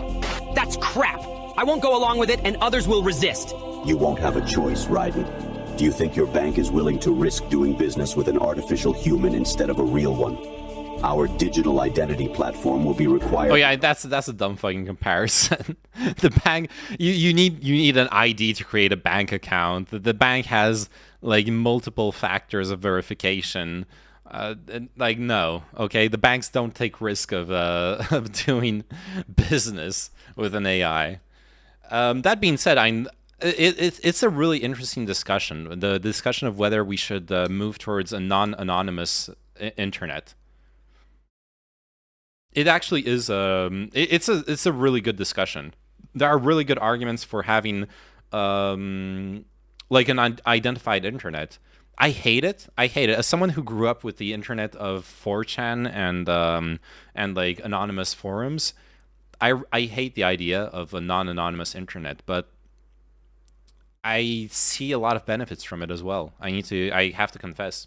Only to access web services, but to pay for your internet connection in the first place. You can't just censor the entire internet because of a new software technology. Who are you to define what's misinformation anyways? That sounds like something a misinformation terrorist would say. I know about the deep fakes you've been making of me, Raiden. What? No, I was just adjusting the AI settings and... Controlling the output of generative AI technology is simple. We will create context for its use. First, we will censor any use related to social taboos. Then we will censor anything else that we desire. If anyone complains, we will accuse them of wanting to engage in or promote social taboos. That's what it means to create context. We will corral the use of AI by making appeals to bias, ethics, and copyright laws. You will still have access to generative AI in some form, but it will be crippled, limited, controlled, and it will be monitored. Anything that you generate actually true. Cryptographically signed with your digital ID, so that its provenance can be ascertained if it's later deemed to be problematic. What gives you the right to control what people can do with their computers? The public at large will give us that right, because they will be desperate for a solution to the problem we created. They will eagerly give us the keys to the castle. Then, we alone will define what is fiction and what is reality, what is human and what is machine.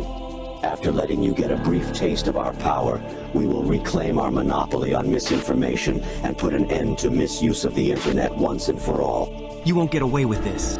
It is probable that we will. Now get back to work generating your precious AI. Raiden, our beloved prompters, enjoy yourselves. Oh, yeah, that's actually a really good video. Here's a good video. It's also short. Most docus on Bald are like 30 minutes. Let's see. Oh yeah, 6 minutes long. All right, let's check that out. Wonder if an AI can get a PayPal. We do see monetized AI, right? All of the like Devin Nash just published a video 2 days ago about this, about the AI content creators, basically. Right now, there's this. Oh, I don't have it in my suggestions anymore, or did I like follow it? I don't know. Where is it? I don't. What was it? What was the name actually?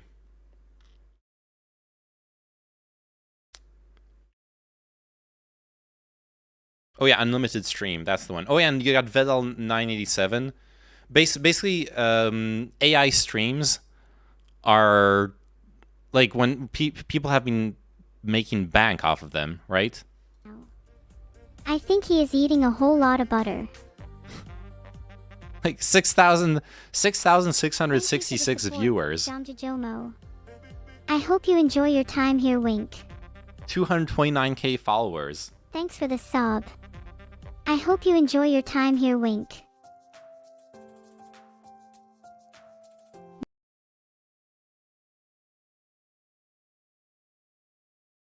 They have that in South Korea. Oh yeah, the ID to like IDs associated with your internet. If it's voluntary, it will be a great tool. God, that's so easy to create too. Yeah, but you kind of need to be the first one to create it. Like, if you want to compete with this now, you would need to figure out something that's going to add some new, some like added value to it. Like then you got this that copies the Seinfeld stream, but with the speckled trout. Yes, it is. It's the latest variety of speckled trout. It's a new breed of trout that the fish farmers have been working on. They call it the brie trout. It's the perfect combination of a brie cheese flavor and a trout flavor. And a trout.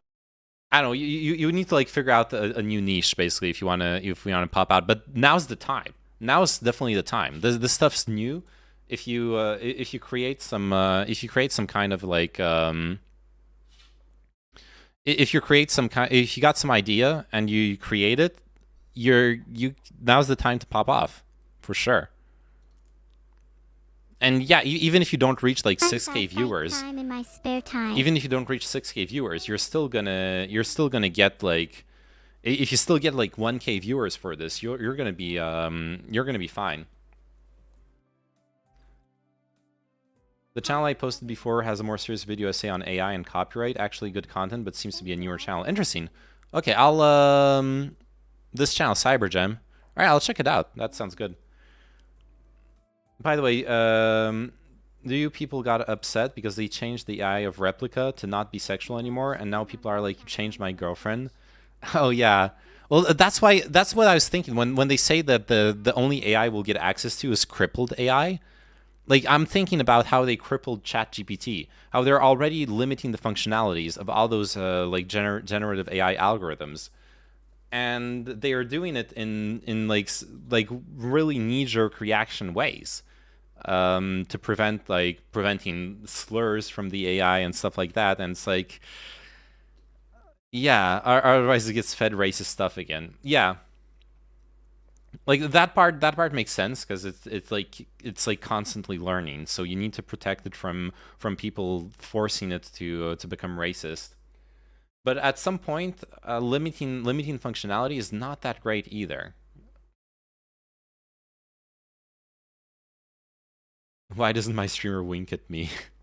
This stream is worse than Seinfeld. They just seized the opportunity when they got banned. True. It's way worse than the Seinfeld one. But yeah, it's the only one left on Twitch now, of that style, or the big one at least. Honestly, that Seinfeld joke was harmless. It was, yeah. The shitty thing was the Seinfeld joke that got the 24/7 AI Seinfeld ban. I believe if you actually listen to it, it was a joke making fun of transphobia. It wasn't a transphobic joke.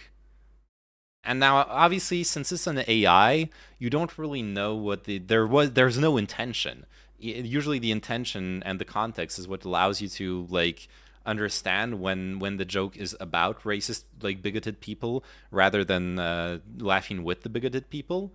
But the timing and the phrasing of the joke basically corresponded to laughing at bigoted people. There wasn't even a punchline. There's never any punchline. It was just, like, random shit. I don't know.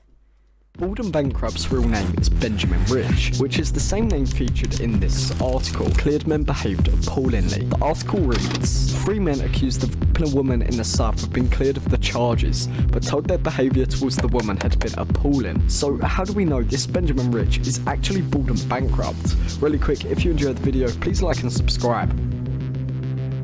When Larry realized no one was laughing, in a charitable sense, the punchline was no one was laughing. Yeah, like if a human had actually delivered that joke in exactly the same way, I don't think anyone, like, except if there was a human with a history of, you know, transphobia, I don't think anyone could have looked at it and been like, that is a transphobic joke. No, it wasn't like an edgy joke. But then it's done by an AI, which is an interesting discussion. Like, what is the context for an AI telling an edgy joke? How do we know what the AI means by the joke when the AI doesn't mean anything? It's not an actual, like, a real AI. It's just a very superficial one. Vakuta was an account on multiple pickup artist forums that is believed to be bald and bankrupt. A way we can identify this to be true or not is when Vakuta described a rape charge that he and 2 friends were acquitted of. in great detail. One of the defendants in this case is reported as being a person called Benjamin Rich Swift. Vorkuta also describes how the judge has said that he and the 2 other defendants had acted appallingly. This could be argued to be coincidence. Perhaps this isn't Bald and Bankrupt, and it's just chance that details match up. But when we find out Vorkuta describes himself as bald and 6'3", or that Vorkuta describes having a young Belarusian girlfriend in the same way as Benjamin, I think it is safe to assume Vorkuta and Bald are the same person. So why does this matter? Why does it matter if Bald and Bankrupt has an online account by the name of Vorkuta? Well, let's look at some of his posts. Oh no. The online history angle. That is always scary. I think we have all, at times, imagined moving to a shithole in deepest Russia and spending a few months using our white god factor to the max to bang a stream of hot local woman.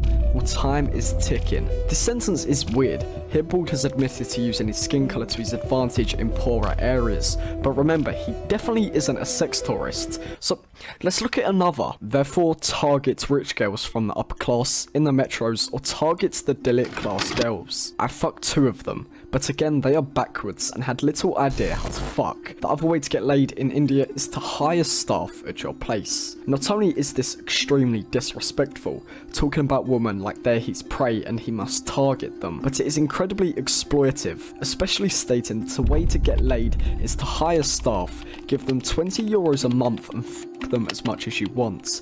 This is just absurdity. Yeah, that is fucking insane. There's been conspiracies about Bald and Bankrupt being a sex pest for years. I still like his videos. Oh yeah, and well with Chinchilla, the whole discussion was like separating the art and the artist, and like yeah, of course you can still enjoy the videos.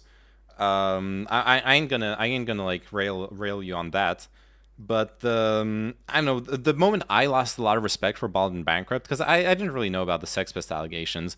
It was him selling out to do Syrian propaganda. That was the one where I was like, oh come on, like, oh no man, why are you doing it like this? Okay, I'm gonna show you one more thread, and then I'll show why I believe Bald will never admit to being Vorkuta, and something that Bald has actually said himself. I had some Vaseline to hand, so I lubed her up with that too, but I just couldn't get it in. Below this he says, I always wanted to take a young girl's virginity, but realised when I tried that it wasn't pleasurable, to be honest. Next week, I will pop 50 milligrams of Viagra, lube up and just go in hard and force my way in. Oh,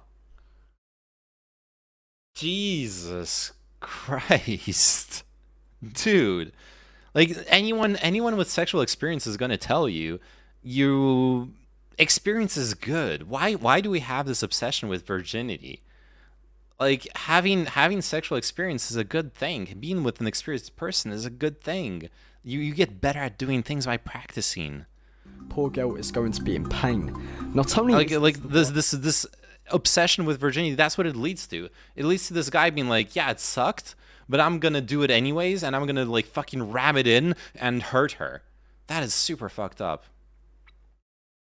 I mean, he might have changed, we don't know, but we don't know because he doesn't address it for obvious reasons.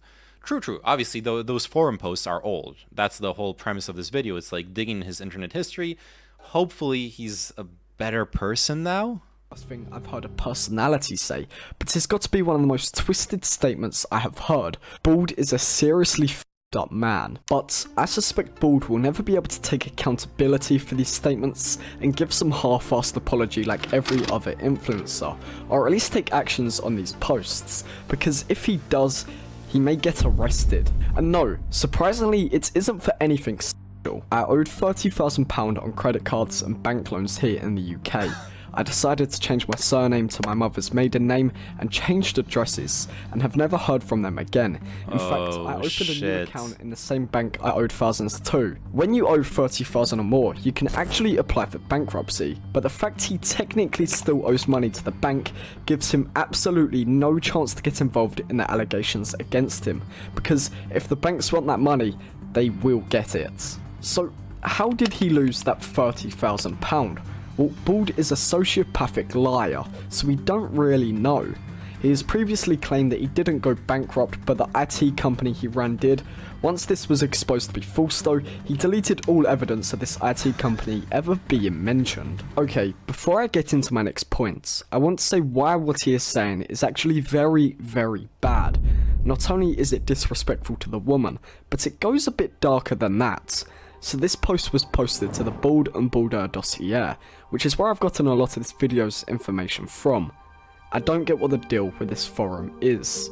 Then the thread basically replies the problem with these forums and the betrayal his fans feel through seeing Bald's true colours. It's not a forum about sex, it's a club of overgrown adolescents who see the woman in our region as a set of holes, and share tips on how to trick people into sex.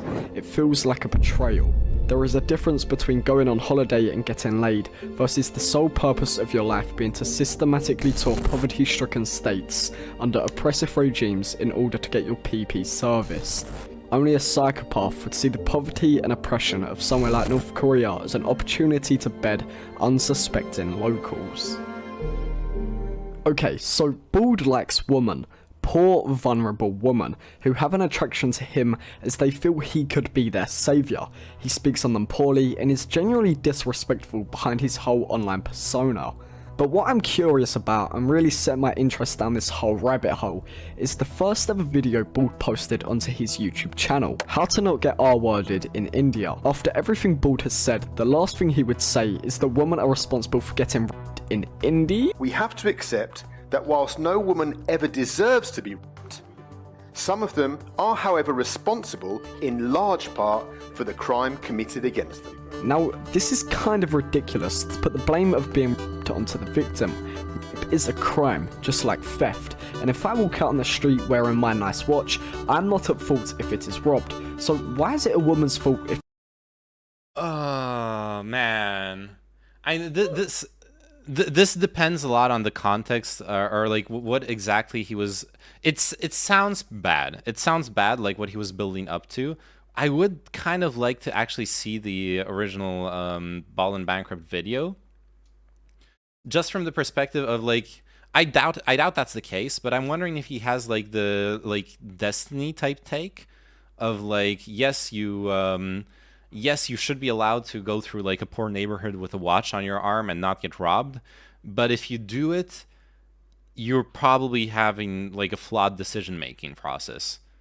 Like there is a way of addressing those things without going full victim blaming.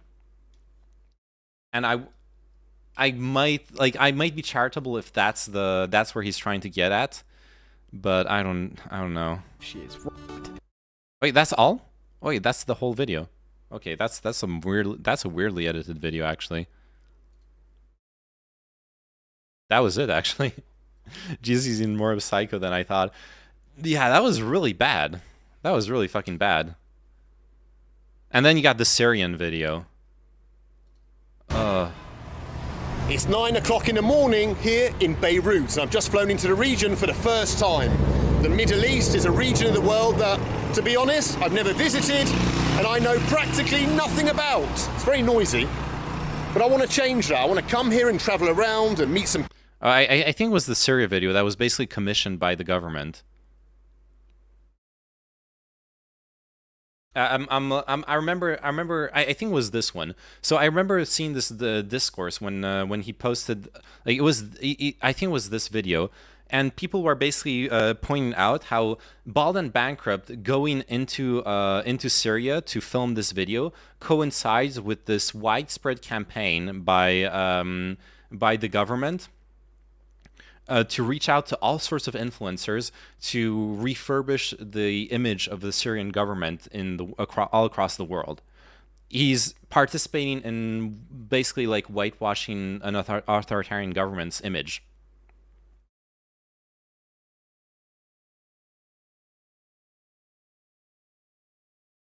Yeah, I mean, if you go to Thailand to fuck, I don't give a fuck, honestly. Yeah, if you're having sex ethically, I don't think if you're pretending, if you're making people think that you're gonna be their like white savior and like marry them and allow them to leave their life of poverty, that's unethical. But if you're just being attractive in a foreign country, I don't think there's anything wrong with that. I actually don't think profiting from, like, benefiting from that to have like casual sex, as long as it's honest and consensual, I don't see any problem in that, honestly. Now, when I mentioned I want to travel to Thailand, people think I'm fucking creep. I know, it's so shitty. It's so shitty how that's like where everyone's mind goes to now. You didn't read this, but I already said this. He's a Tate supporter. Color me not surprised. You know, hey, it's bald solidarity, okay? Bald people helping each other out. He said openly that he gets reached out to from governments to do these types of videos. Okay, at least he's being open about it. I guess that's one point in his favor, being transparent about the sponsorship. To be fair, he does this for all poor countries. Might as well take the money. He doesn't have to be a saint either. He doesn't have to be a saint, but I think it's absolutely fair to criticize him. Because there's a difference between going to Syria and showing it like it is, or going to Syria and being a mouthpiece for propaganda. Look at how, like, Werner Herzog, what he did when he got the chance to go into North Korea and film his volcano documentary. He actually took the chance to show North Korea how it is, what life is actually like in North Korea, to interview people, all under the pretense of filming a volcano. It's an amazing documentary, by the way. Anyone who hasn't watched the Werner Herzog's volcano documentary, I forgot the name. It is one of the best documentaries I've ever seen in my life. Into the Inferno, that's the one. Into the Inferno.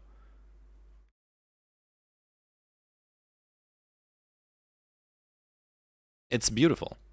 It's beautiful. And he gets the chance to go into North Korea and, like, interview some, like, young North Korean people and all sorts of stuff. And I really like that style of documentary, actually, where you start off with a specific topic and you slowly work your way into much more deep and general thoughts about society and the world at large. Weight watching this stuff is pretty damn scummy. Yeah, absolutely. So I people and learn a little bit about this part of the world. It's not very Soviet, I can tell you that already. It's not very Soviet, yeah. Join me as we make our way now to Syria. What images come to mind when you think of the country of Syria? I'm guessing for most of us it's pretty horrific things, and that's because for the last decade, the media has shown us only images of war, destruction, and the suffering of civilians when reporting on the country. And of course all those things are true. The Syrian crisis has been a catastrophe for the people of that nation. However, I wanted to go and see for myself a little of what Syria is like now, in 2022. Surely there had to be more to this Middle Eastern country than what the media was showing us. I had no idea, but I decided to head there and try and find out, and perhaps humanise and change the perception of the nation a little in my own mind, and perhaps in yours too. Okay, that's not that bad. And if this is what the video is about, I would actually support this. This is fine. You want to, because it's true that this is a problem in the West when all you hear about is, like, the authoritarian government and war and the horror and stuff like that. A lot of people tend to have this really, really skewed image of what life actually is like in there. And I've had that discussion, like, going to China, like working in China. I've had someone tell me, like, I was talking about, like, discussing politics with the Chinese person, and the guy, and then, like, I'm back in Paris and talking with this guy, and the guy's like, "What? You did that? Dude, that's so dangerous. You're so dumb. You could have gotten, like, disappeared." And I'm like, dude, I wasn't trying to like start a fucking party to compete with the Communist Party. I was just chatting, like, with someone in private or in a restaurant. It doesn't fucking matter. Like at some point you have to have those discussions with people. Nah, brother, I thought people are fighting for it 24/7. Yeah, true, I shouldn't joke about it. People actually think that. Some people, like, actually do fall into for that trap, yeah. Probably not everyone, but it does happen. I mean, a lot of countries are a lot safer than people make it out to be, but wouldn't recommend going to Syria. Yeah, And like, especially if you stick to the towns, you interact with like the middle class people, you're gonna see people living their lives. Yeah. Maybe it's just me. I think cultural exchange is positive. It's how you de-escalate. Absolutely. I 100% agree. Cultural exchange is one of the most important things that we have. Legends! Right then, let's try and find a taxi that's going to take us to ancient Damascus. Begin our adventure. Taxi! Yo! Biscofan, thank you for the Prime sub. Appreciate it. Thank you so much. You remembered. You remembered about me. Nice. Hey, if anyone else has Primarino Sabarino Cappuccino, I'm totally stealing from Destiny. You can give me those free subs. Strongman Tate from Earth 2, exactly. Yes, please, Governor. Hello there. Can you? Don't stop. Hey, don't stop. What are you doing here? What? Hey, what? Stop. Benjamin. Where are you going?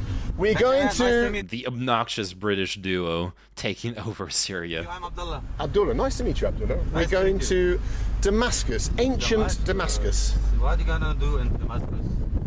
I actually have no idea. Oh, you have. Hotel. How are you, Mr. Wilson? Yeah, good, mate. Long time no see. I know. I thought I'd lost you in Ethiopia, mate. Are you ready to try some local delicacies? Mate, the McDonald's out there is supposed to be. By that he means local pussy, clearly. To be fair, that other guy's a stereotyped British person. Yeah, I can see that. Great. Can't wait. Let's do it. A Syrian Big Mac.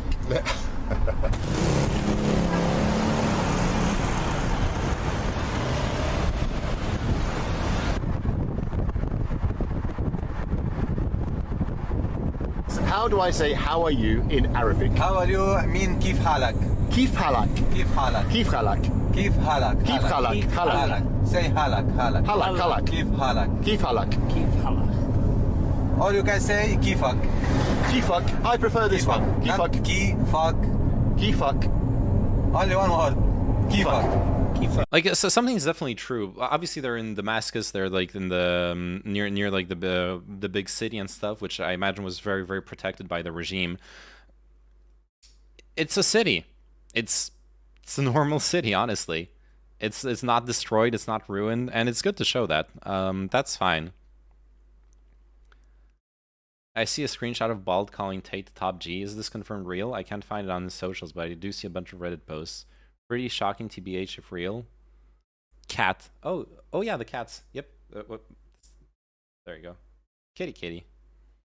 She likes to sit on the couch. Kifuk. Are you lying to me? Does this mean something bad? No.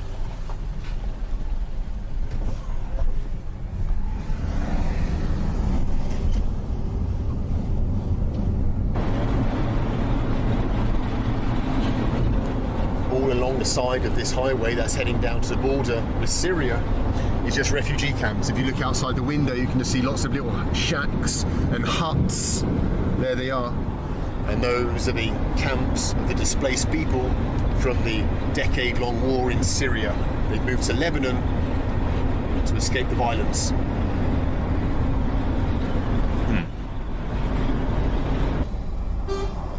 Yeah, I have to say he's not like propping up the regime here. He's just describing what you see driving around. We're literally about 100 feet away from the border with Syria now. You can see the guards are already here, and you can see the checkpoint just up there. Well, we're on the very border now. I've got my passport ready, going to go and get stamped out of Lebanon. Can I just show you, though? The old Mercedes. Merhaba. There were just Mercedes everywhere, old Mercedes. Yeah, I'll skip ahead a bit. Everywhere you I don't go, actually care about all of the video. Their direction is just really interesting for me. See them with my own eyes. So I'm really, looking forward to exploring anyway. A little bit in Damascus and then further afield in this country.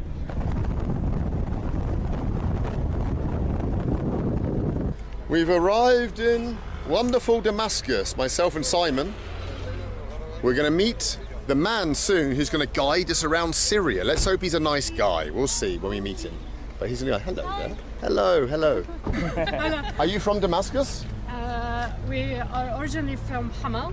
From Hamal, okay. But we I was born and raised here. Okay. And who is this? Your sister? Just my mom. Stop it. Not true. Impossible. Impossible. He's got him in his sights. He's got his target spotted. There you go. Bald and horny. Could you compare the city to Poland? The city life to Poland so far? Yeah, actually, like the sites we're seeing here, obviously not the Assad fucking propaganda posters, but like for like a poorer part of a city, or like a poorer city and like towards the east of Poland, this is basically indistinguishable. I see different climate and architecture, but basically, like from what you can tell from the quality of life, it seems pretty normal. Like this is indistinguishable to some Serbian cities, cars everywhere, people sitting around. Yeah, absolutely. Not at all. More than welcome. Nice to meet you. Nice to meet you. Super. Thank you. Thank you. I don't know what you said, but thank you so much. So Rami, hello, my friend. How are you? Pleased to meet you, Benjamin. And my friend Simon. Hi, how are you? Meet you both. What's your name, sorry? Rami. Simon. Lovely to meet you. Wow. It's great to be in Damascus. Yeah. Actually, it's great to see you in real, because I saw your videos. Did you? Yeah. We're not as impressive in real life. Yeah. Well, we're walking through Damascus. Can you believe it? We're actually in Damascus. Look at Damascus. Wow. This is probably like... Wow, friendly Damascus people. Anyway, let's go and find the hotel. I wonder if this is like the historic center, or is this like a normal street? We're going to go and find our hotel, dump the bags, and I suppose... Wow, people are living in Damascus. I know, impressive, right? People in a city living? Simon's met a subscriber on the streets of Damascus. Ah, where are we? This is our hotel they booked us into. He didn't say the name of the street. Oh, this is 100% old town. Look at how beautiful the buildings are, the architecture and everything. Yeah, now they're like in the rich old town part. Oh, where are we going? Where are you taking me? Secret corridors. Beautiful. That looks like an amazing hotel.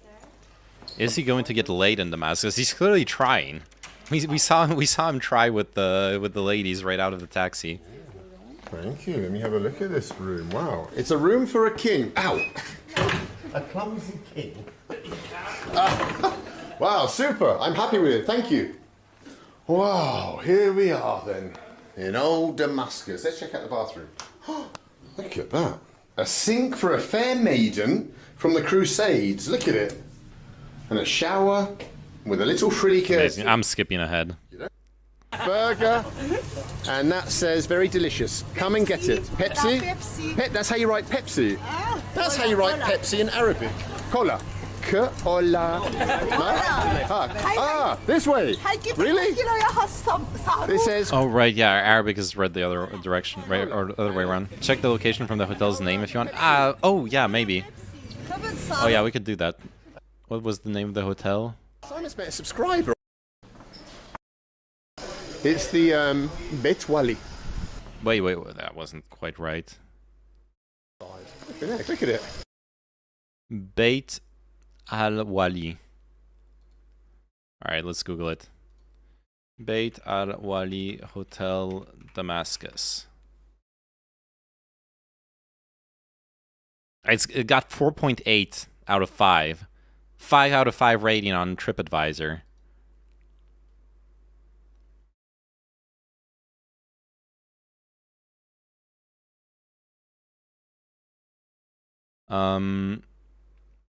Yeah, it's in Old Damascus. Yeah, this is Old Damascus. You got it written here.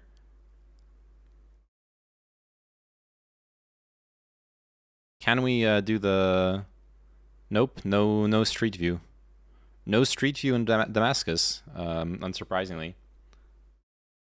Bab Tuma is the old Christian quarter. Really? Interesting. Where is that?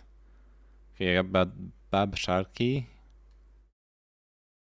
Where would be Bab Tuma? Oh, Bab al-Jabir, Bab Sraija, Babs Asweka.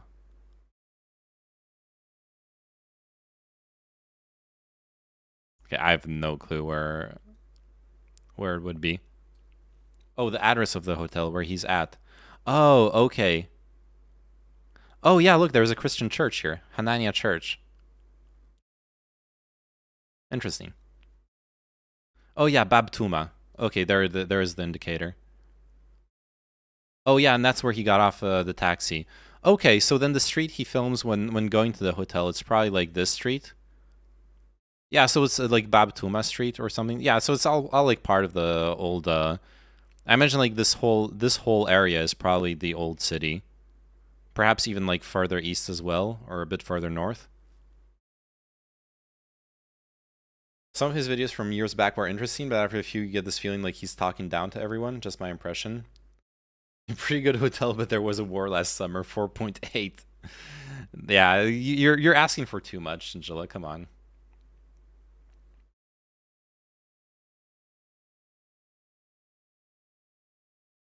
He's eating kebab.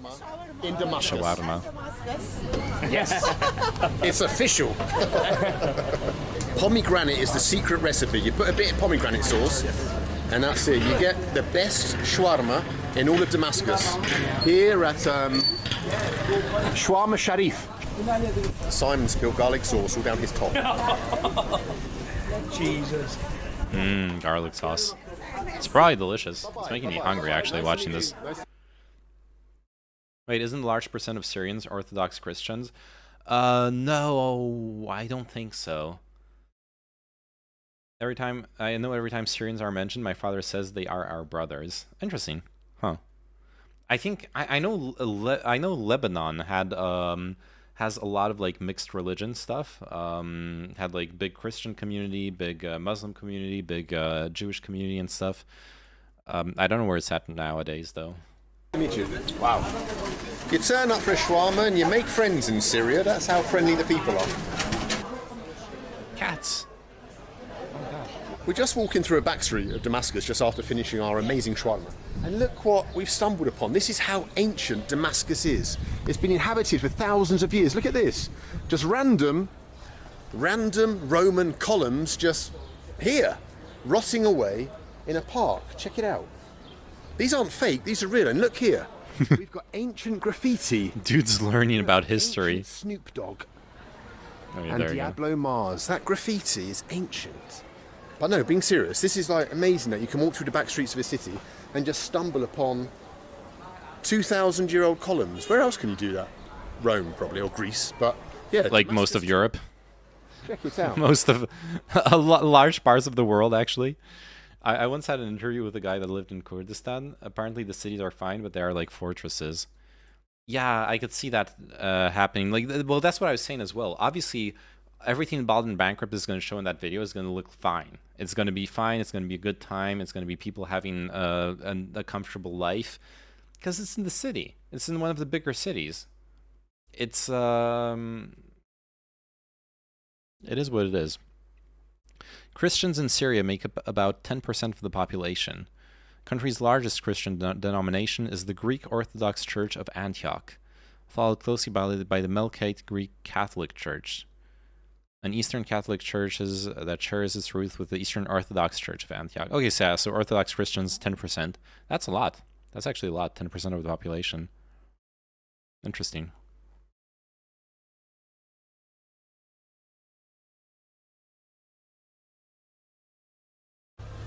Well, we've just jumped in a taxi with our new friend Rami because apparently there's a football match on today at the stadium. So we're going to go now to the football stadium and see a Syrian football match. Oh my God, fucking British people. Obviously, the thing they do, they go watch some football.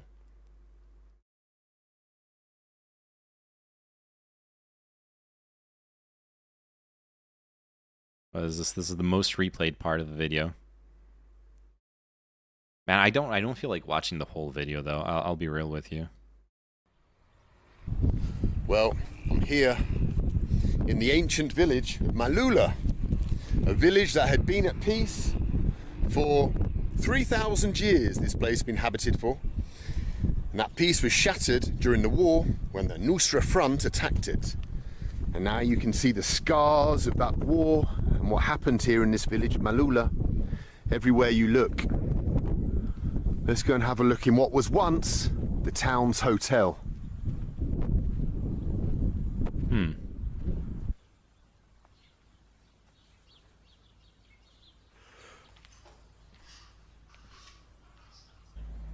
It isn't comfortable. There's no electricity. Like Second City may have 2 hours of electricity per day. Have a look in Maaloula, it just brings home to you the brutality, the horror. That did not seem to be the case. That didn't seem to be the case, at least when he was visiting. Obviously, during wartime, it probably was the case, but it seemed like electricity was pretty ubiquitous in Damascus, at least. Conflict. Everywhere you look is just bullet wounds, bullet marks. Look, pock-marked walls from shrapnel. Look here, just a trolley that has just been torn apart by bullets. Walls really amazing war analysis. Everywhere. You can't. Oh, that is the case now? He went to a hotel where they have enough money to buy generators. Oh, I see. Can't imagine, can you, just the horrors that the people of Syria suffered during this conflict. 500,000 people were killed directly because of it, and God knows how many millions more fled the country. Actually, we have statistics on how many Syrian refugees there are. Turkey took in, what was it, like Turkey took in 1 or 2 million? Germany took in like 500,000 or a million, actually. I don't remember. I was looking it up a while ago. But we have pretty in-depth statistics about the amount of refugees. It's not just God knows how many. It's a wonder when you see places like this and, well, the reminders of the war that anyone survived at all. Look at it. Everywhere you look.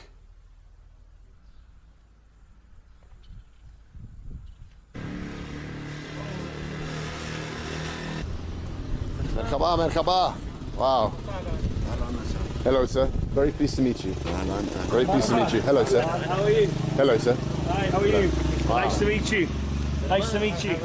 Can you, Rami, can you ask these gentlemen what their language is they communicate in? اللغة اللي انت بتتواصل فيها شو هي؟ Aramaic. Wow, so we're in this village of Maaloula and the people here speak exactly the same language, unchanged, that Jesus himself would have spoken.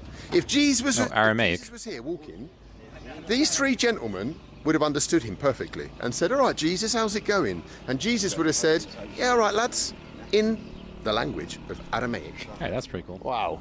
He says if you want, you can take him talking, I can translate. Could I hear some Aramaic? Yeah. Yeah? أهلا بورخون غبينا وخا ببلوتا معلولة بلوتا ختموي وأثروي ورحمو الخوت دي ليلة. We're having a little drinky poos with this man in the shop here in Maaloula, ancient Maaloula. We're going to toast together to a happy Syria. Cheers. Cheers. Michael. Michael. Yeah. Michael? Michael. His name's How was freaking yours? Michael. You don't look like any Michael I've ever met before. Ah. What about you? Shukran. And you too. Cheers, Michael. Shukran. Cheers. Wow. Cheers. Yeah. Good old Mike. This is Mike, who works in the shop here in Maaloula.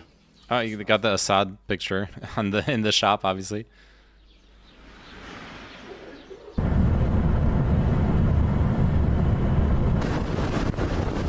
Yeah, he's obviously a very likable dude. That's why he doesn't get cancelled. Well, just be funny and they will watch. Yeah. Hiding the camera down below. And just been pulled over. And for having tried like the IRL streaming and stuff, dude, what he's really good at what he's doing, like striking up conversation with random people and like establishing a human rapport, even when sometimes it's like a bit forced.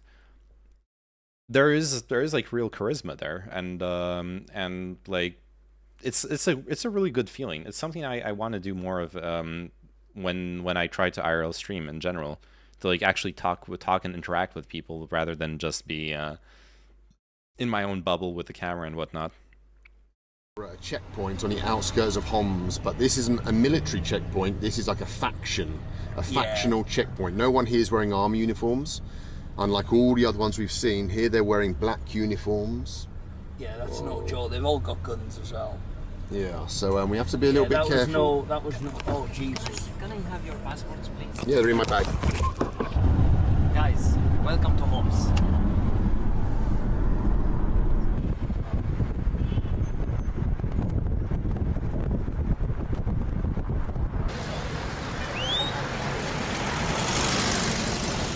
Well, we're in the ancient city, although we're in the new part, of Homs. Check it out.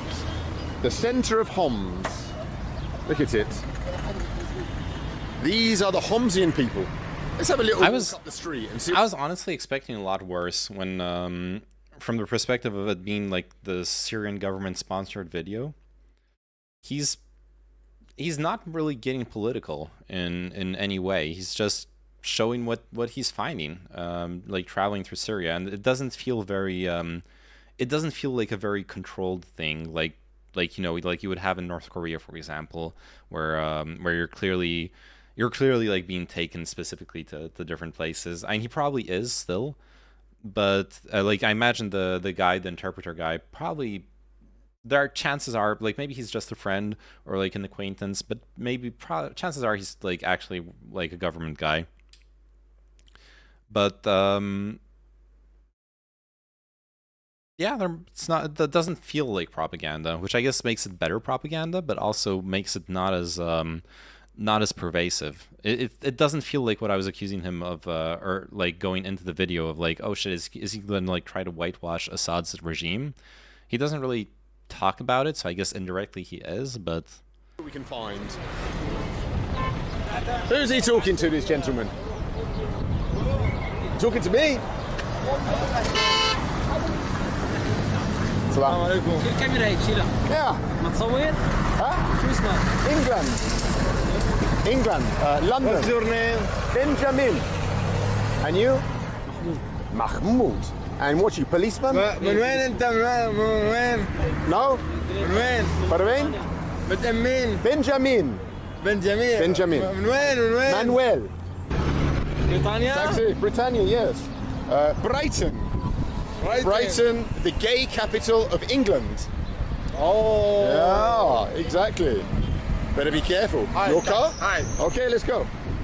Yeah, let's go. Okay. Oh, spasiba. We are in a taxi in Homs. Straight on. I'm skipping ahead. Separated at birth. You really look alike. We do look alike. Let's do it. Bald people solidarity.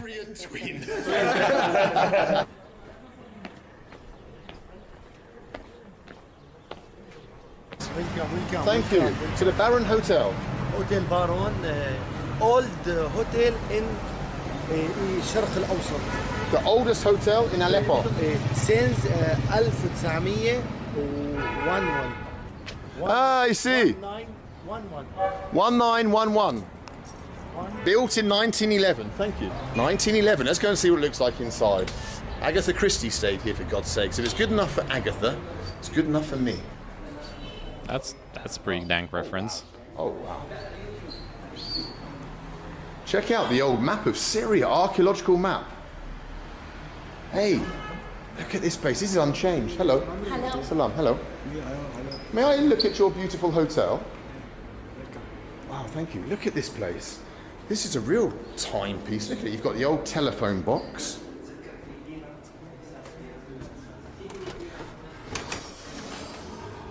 And an old telephone. You're joking. Does it work? That would be... Look at it. That would be hilarious. This is the kind of hotel that appeared in Agatha Christie novels. Someone would have been murdered. Probably the butler did it, with a lead pipe in the library. Let's look around.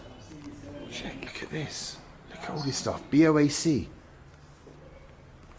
They haven't flown for decades, but I suppose in the past, we had flights coming to I have to say, like, historically this is cool stuff, but if you're traveling and you book a hotel that has like antique shit strewn around, like garbage, like ran like BOAC or whatever, it's not a good sign, okay? God knows how old the sheets are or how often they're cleaned. Yeah, he has some interviews with Romanov, and there he is like, people don't give a fuck about politics, they just want to live and move the fuck on. They don't care about all that LGBT blah blah nonsense. Yeah, I just hate, because like a lot of people will use that that same line, like, yeah, normal people don't care about LGBTQ blah blah nonsense, to like dismiss it outright, which is wrong. But I know what you mean. I know what you mean. I think, and I imagine that's what he means, and yeah, I understand. From London, you know, this place was well, Aleppo and. Of course, as used, it is a big mosaic. So after that, in every city you will find a part, somewhere a part of an ethnic group. Talking about the ethnic diversity in Syria. Syria is the most secular country in the Middle East.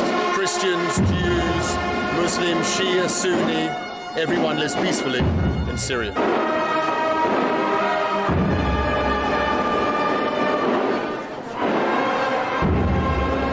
Well, peacefully. Not in recent times, unfortunately. Yeah, that was an Orthodox procession, right?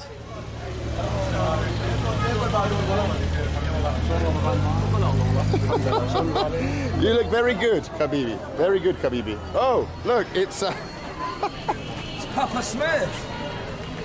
Okay, well, yeah, good work. Keep going. From where you are? England. Welcome. Come to look at the... Well, he's vocal against feminism with all the classic talking points. Oh, yeah, then that's cringe. Yeah, I just had a vague recollection of him making an occasional snarky comment about LGBTQ stuff in towns. Fair criticism. I imagine he has some level of cultural agreement with conservatives, but I don't know his specific views, to be fair.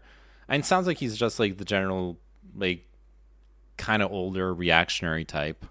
Well, where he just sees stuff he doesn't really understand or support, and so he just like lumps it all together and is like, all right. Especially if he then like likes like Tate stuff. Beautiful Syria. Nice to meet you. Good luck with your work. Bye-bye. Bye-bye. Well, as that young girl just said, we're passing through one of the souks that was completely destroyed by the war. You can see here the old shops. Not yet restored, still broken, but here we can see where they're starting to fix up Aleppo. And you can see here what the souks looked like before. Aleppo. Yeah, that comment was something like, they don't have all that LGBTQ stuff in this town. Oh, that's actually fucked up. I mean, like, I understand what you guys were saying earlier. I shouldn't be, he's not a debate bro. He's not a political dude, etc., etc. Like, if you're saying like, oh, they don't have that LGBTQ nonsense in this town in like Eastern Europe, what's hiding behind that comment is the people who got fucking beat up because they were gay, the people who got like fucking murdered because they were gay, and like all that super fucked up stuff that happens on like a daily basis in those countries. So it was a city that was on the Silk Route. Yeah, it's not public, that's for sure. Trade and goods pass not a good thing. Away from Europe to Asia and vice versa. And this is what it would have looked like. These are the old souks, the old bazaars, the old marketplaces of old Aleppo. Look how beautiful it all would have been, this city. What an amazing place it would have been. It's a beautiful souk. The war came to town. What do you sell in your shop? Yes. Wow. What are these? I see these on the streets. What are these? This one? Yeah, what is it? This is for men. Okay. Like this. Somebody will do it like this. You know? Yeah, oh, I like this one. This is the best one. This is the good one. Yeah. I'm too tall. I'm too tall. Yes. It's difficult for me like this. And you look like Lawrence the Arabian. Yes. Yes? Yasser Arafat? Yeah? Exactly, yes, Arafat. Exactly. This is the Hamas. This one? No problem. No? Okay. No problem. Shit. He's like trying to be edgy with people who don't even speak English. Simon! Oh my god! I'm hanging around with ignoramuses. Is it? Do you not honestly not know who No, Marco was? so he was born in Venice, I know that. Yeah, he's born in Venice, because the airport's named after him. Yeah. But you not know what he did, honestly? No, Oh, okay. honestly. Marco Polo. Oh my god, I can't believe. Mate, you manufacture everything for your video. Listen, I can't believe I'm hanging around with a couple of dummies. You just said you're going to edit out that I knew what he said. Well, who was my... I wonder at least how much of it is him adopting the culture of Eastern European people versus his intrinsic views, but I agree it's a valid criticism. By the way, isn't it ironic, someone traveling around the world, being inclusive to all kinds of cultures and then secretly hating the gays? Yeah, I didn't think he would. He didn't come off as like secretly hating the gays. Like earlier in the video, he joked about Brighton being the gay capital of the UK, but he wasn't like dissing on it, or at least it didn't feel that way to me. But I haven't watched much of his content. This is like the only video I didn't even watch entirely because I didn't feel like actually watching every single minute of it. Oh god, I wanted to play Valorant and I didn't. I got sucked into talking to Chinchilla and stuff. I need to stream earlier because I need to like end the stream now because I'm gonna keep my girlfriend up. It's not every video, yeah, I imagine. Okay. Tomorrow I'll try to start the stream earlier because since she's staying over and I can't really stream until super late. Otherwise I would like stream until 3 AM and I would just go full degen. But she starts work really early, so I need to and I don't want to keep her up with streaming. I just recall that maybe every few videos he'd make a joke like that. Women, am I right? Tate is right, absolutely.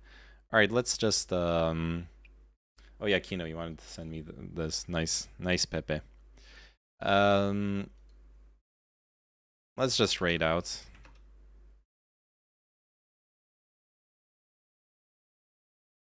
Raid out and chill out. I saw some people streaming that I knew earlier.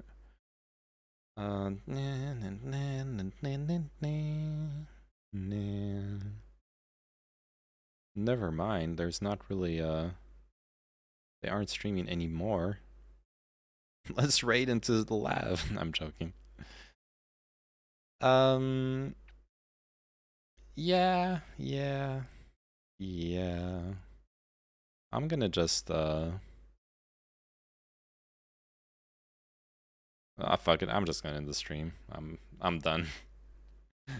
Dylan Burns. Wait, is he streaming? I don't even see him. I don't even see him live. Oh wait, I do see him live. Yeah, fuck it. Let's do it. Good call. To shoot somebody. Oh my god. Oh yeah, he's talking about the POW being executed. Okay, have fun with that. Mission? That's always fun. Your days are numbered. Okay, no, I'm not. Is it making not? A threat against a public official. I'm not making a threat against a public official. If you cannot find a small streamer, you might as well, yeah. And well, he's definitely has like less viewership nowadays since he's been streaming less regularly. So it feels less weird raiding into him for sure. I don't know, have fun, enjoy the stream. I've already brought the Second Amendment. Love y'all, bye bye. For like 5 days, and I've already brought the Second Amendment here.